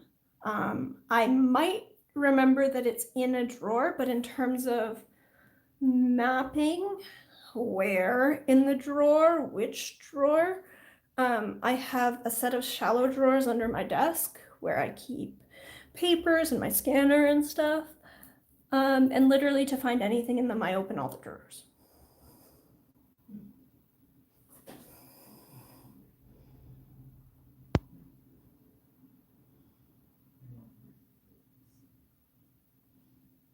I have a good friend who has the same issue. Everything has to be on a visible surface or she'll forget it exists. Yeah, it's pretty much that. I mean, it's a lot of things. My head's always racing around. I'm always, you know, thinking of the next thing, and it's hard for me to focus on things sometimes. But then on the other hand, I can hyper focus. So then people ask, like, how do you do detailed artwork? Well, I do detailed artwork because I hyper focus.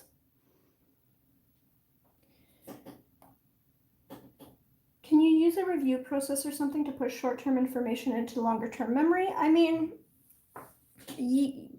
I guess. I mean, there are definitely coping strategies, and some of them are things that I, you know, started doing without knowing what they were a coping strategy for. I mean, I was only diagnosed this year.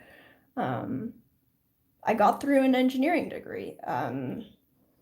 You know, you learn to deal with how your brain is, but it's just like what things people find challenging are going to be different depending on different people. So, you know, I can hyper focus on something, you know, once I get into it and I'm really focused on that, I can hyper focus. But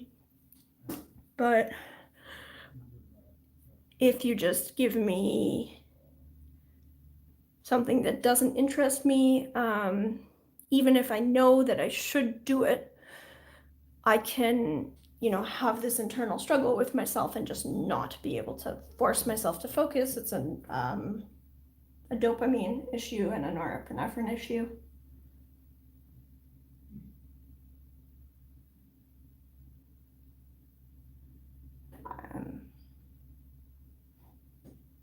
Yeah, I mean, everyone's brain is different, right? This is just how mine is, but there are just there are just some things that are not worth the heartache, I guess. Like, you know, could I use a dip pen?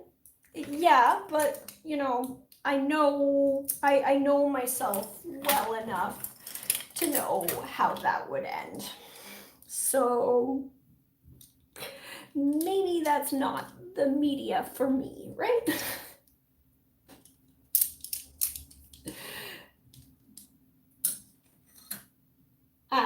And in the past, before I got a diagnosis, I was definitely like there was definitely a. I mean, keep in mind, I made my way through an engineering program, so it's not like um,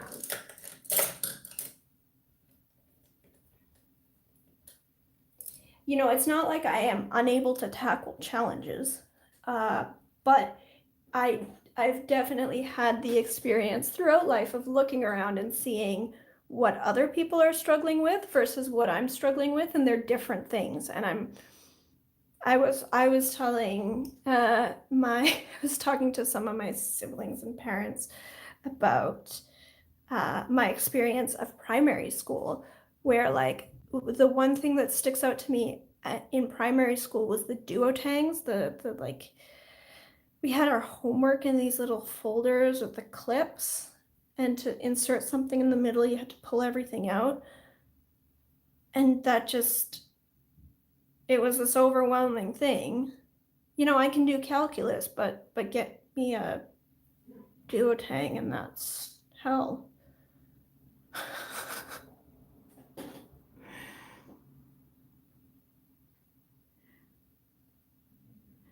Have to do everything right now or it's gone. Yeah.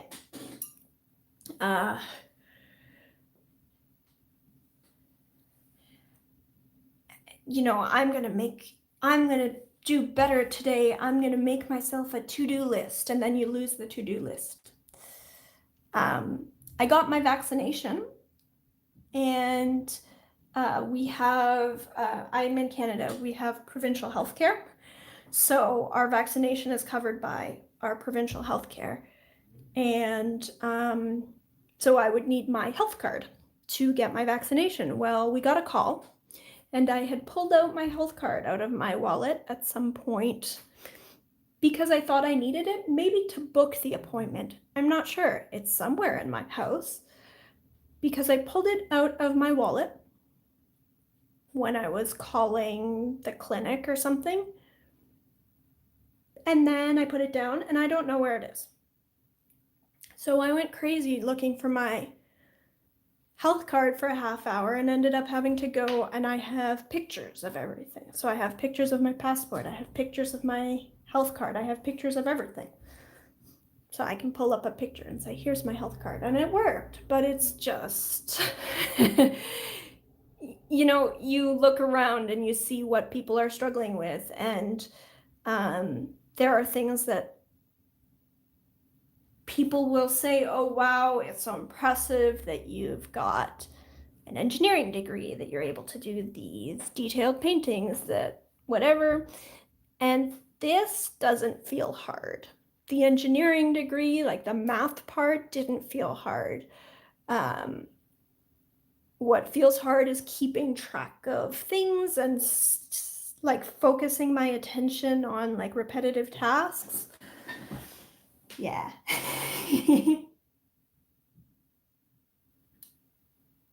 I remember mucking up a duotang or two. Yeah.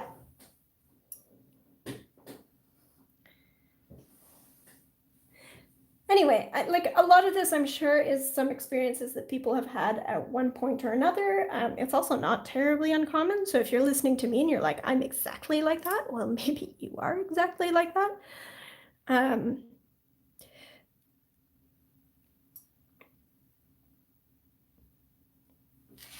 But yeah, I'm done, beating myself up for things that are just like, no, that's just how my brain works. So.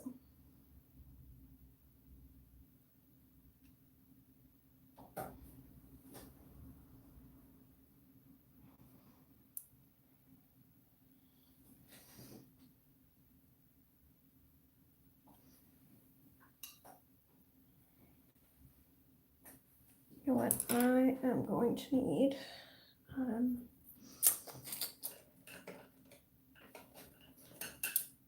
What's a duotang? Do I have one lying around? I might. Or maybe not. I mean, the thing is, I've kind of avoided them because I had such trouble with them. I will find one moment. I just need to first deal with this. It was a little too white in here. Okay.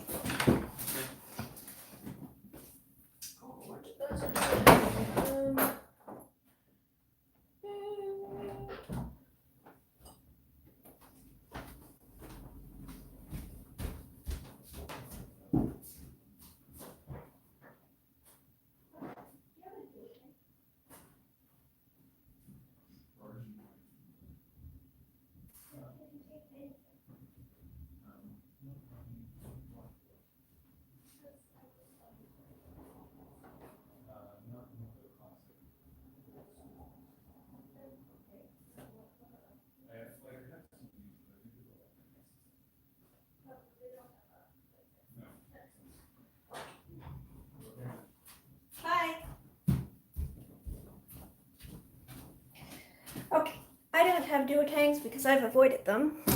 But what a duotang is it's a binder thing, except instead of like having a 3-ring binder where you can open it and you can insert something in the middle, it's just got little wire fold things, like it's a presentation folder.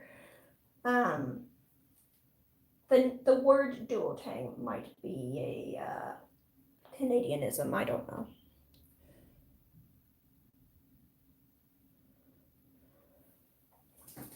All right, bye, Gobbler. Bye. Yeah, it's a flat folder.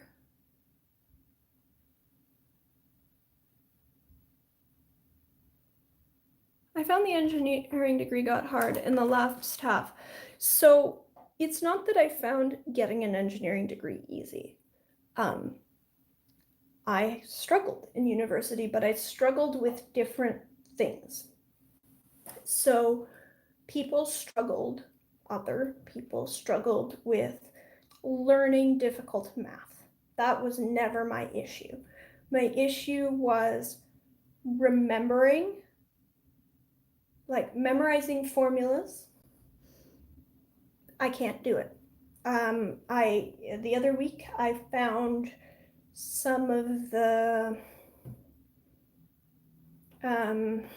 little memo cards that I'd written for all my trig calculus functions. Never learned them. It was years of trying to learn these things and trying to figure out maybe I just don't know how to study. I could never learn them, but it wasn't I could understand. Sometimes I would have classes where I'd focus, and I'd go into class. I'd coffee up, and I'd go in, and I'd have my notes all set up. I'm going to pay attention. I'm going to sit in the front row, and I'm going to pay attention. I'm going to focus and fall asleep. And then I would get out of that class and have a panic attack and throw up. Like, I was at the same time too worried, and it felt like not worried enough about what was going on. I couldn't focus when I wanted to focus.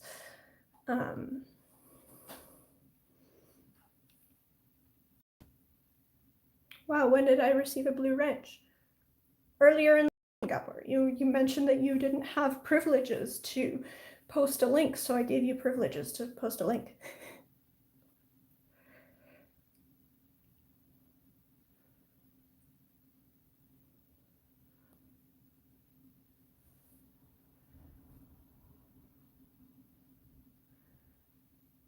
It's like a horrible experience to have.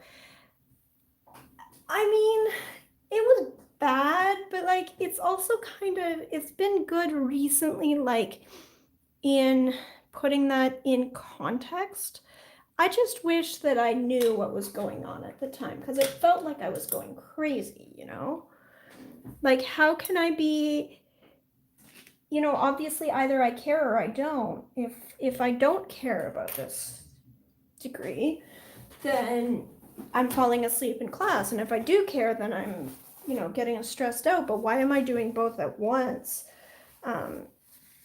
It was like, it was weird to try to understand. It's a dopamine issue. So yeah. It's been really interesting discovering this stuff. And like I'm probably like getting on everyone's nerves. Talking about like, let me talk about my weird brain some more, but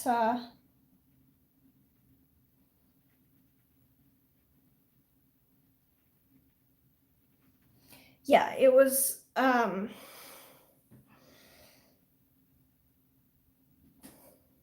sorry, what was I saying?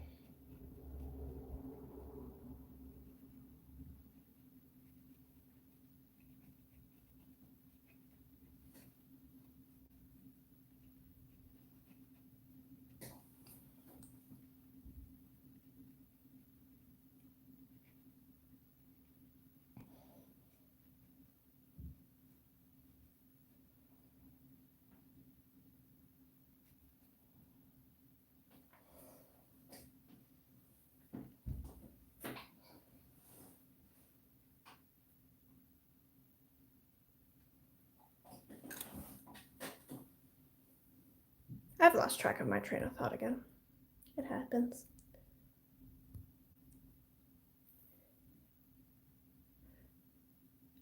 I felt anxiety during the lectures trapped. It would dissipate right after the lecture ended. Yeah, so it was the other way around.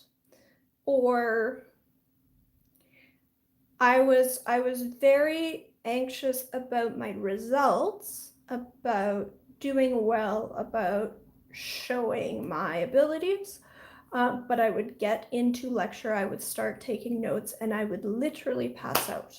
I would fall asleep in class. Or I would have a panic attack right before and not go to class. And I would do these things where I'd punish myself. So I would say, I need to pay attention in this class because I need to learn this and I need to be on time. I need to learn this. So I would go to the lecture and I would sit in the front row and I would have my notebook and I would start taking notes and I would pass out. And then after the lecture, I would feel bad and I would think, okay, so I didn't pay attention in this class, so I don't know what happened. So in order to catch up, I'm going to go to the library tonight and I'm going to do all of the problems at the end of this chapter. And so I would go to the library with my book, go to the library, open the book, and I would sit there and I still wouldn't be able to focus. So I'd be sitting there with my books open. I would neatly write the problem statement, and then zone out. I wouldn't be able to focus because it wasn't interesting to me. So I would sit there and I'm punishing myself in the library. 3 hours go by. And at that point, I realized, oh, wait, 3 hours have gone by. I've still not done this problem set. And now I've forgotten that I have another problem set for this other class due tomorrow. And so at that point, I'm going to have another panic attack, throw up, and get out the problem set for the other class. And now, because I have the adrenaline, adrenaline works really well to motivate ADHD, then I would do my assignment, and suddenly everything sticks and I can focus and I can do it. So I was stuck in this weird little cycle where I was using anxiety to motivate myself to get to do things.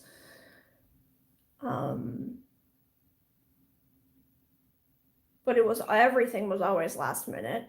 And meanwhile, I was wasting all this time, and like my classmates were like, what, you're gonna go to the library and do this other thing because you fell asleep in class? Like, are you crazy? We have other assignments.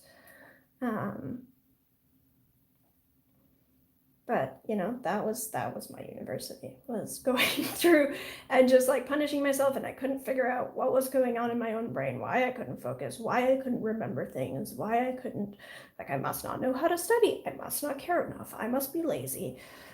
It's not that. So I'm done beating myself up for it. That's just the way my brain works.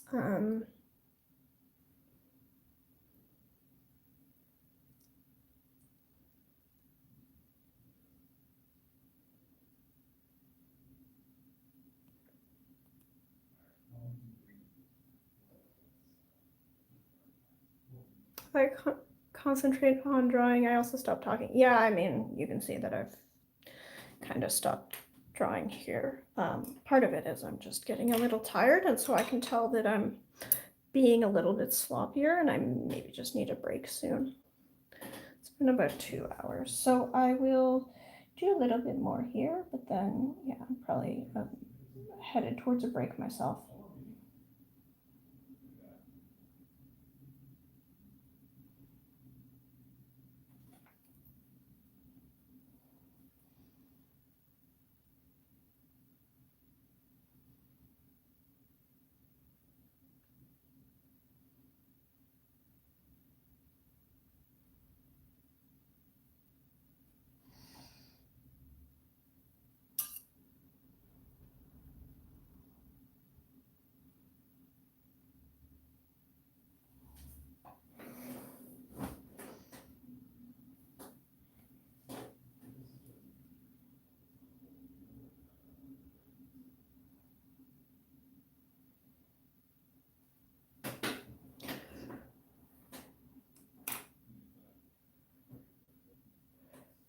Did you ever find any, sorry, chat.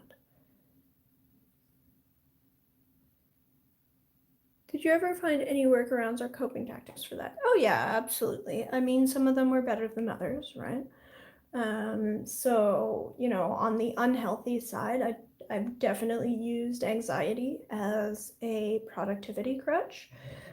Take away my anxiety and I'm not so productive. More recently, I've hired Joy as a manager. She breaks my time up she makes schedules for me and breaks my time up into time blocked segments. So I get reminders to get up and go have a snack now. And now it's time for you to answer your email, and now it's not time for you to answer your email. Now it's time for you to paint, and now it's time for you to do this other thing. So that's been helpful. Definitely I functioned better in a very structured environment like that. In primary school and in secondary school, I can follow. I'm a rule follower. So I can follow. If I have time blocked stuff, then everything is urgent because everything is like, this is what you do right now. So that definitely helps. Having accountability to someone else, short deadlines. So like, tomorrow you're going to check in with this person means that the thing is going to be done today.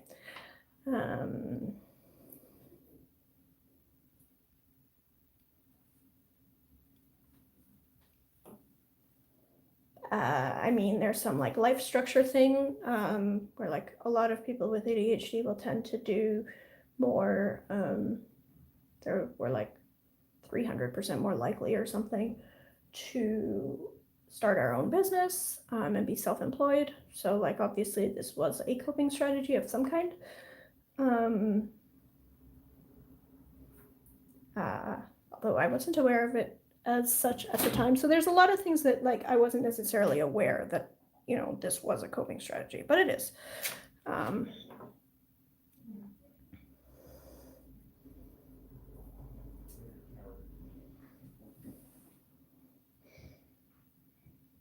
Let's get this a little bit darker here again.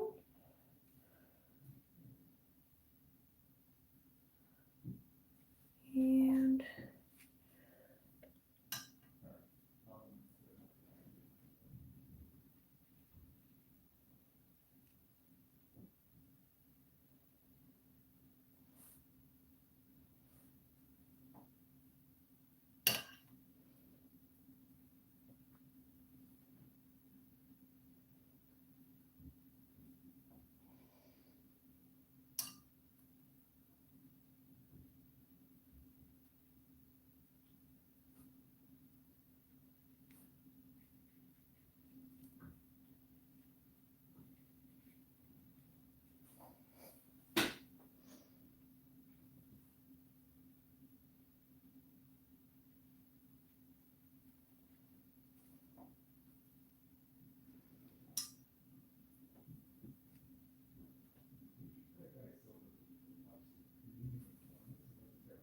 in terms of like organizing my house and like not losing things so frequently, when I'm on top of things, I'm quite minimal. I've sort of accrued a bunch of stuff recently and need to declutter again, but minimizing how many things I have to keep track of makes keeping track of things easier. You can't scatter things on the floor if you don't own them.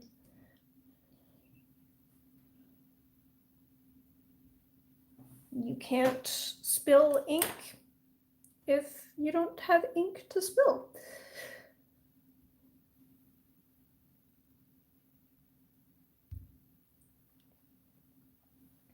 It's a lot of things.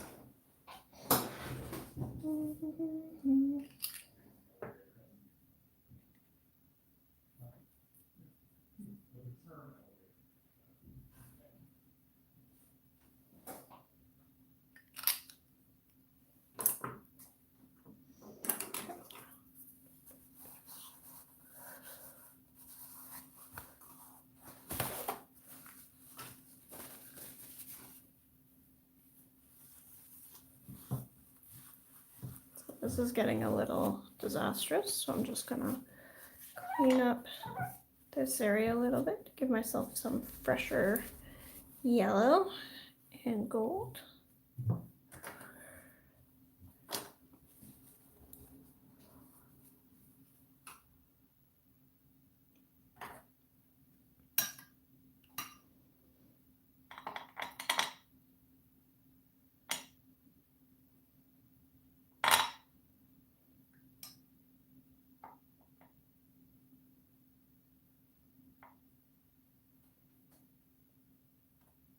Bye, Paolo.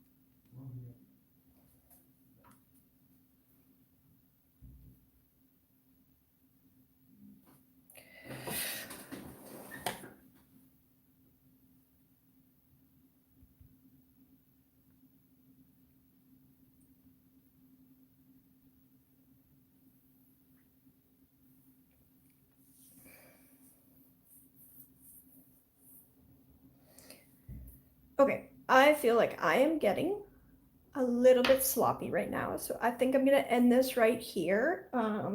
Anyway, thank you for joining me, and I will be streaming again at 3 p.m. Eastern Daylight Time next week. Different location, but same stream. So if you want to chat throughout the week, I have an awesome little Discord server, which one of my awesome mods is going to link down in the chat. I also do some stuff on Patreon, so if you would like some more personalized attention, I'm on Patreon. There will be a link to that as well that will just magically appear. Aha! Thank you. You are wonderful. Yay! So Discord's absolutely free. Patreon is not.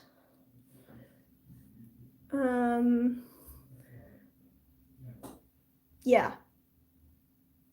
I will have edited videos coming out. And yeah, thank you for joining me. This was really wonderful. I'll be posting this finished painting when it's finished. But right now, I need a break. Bye.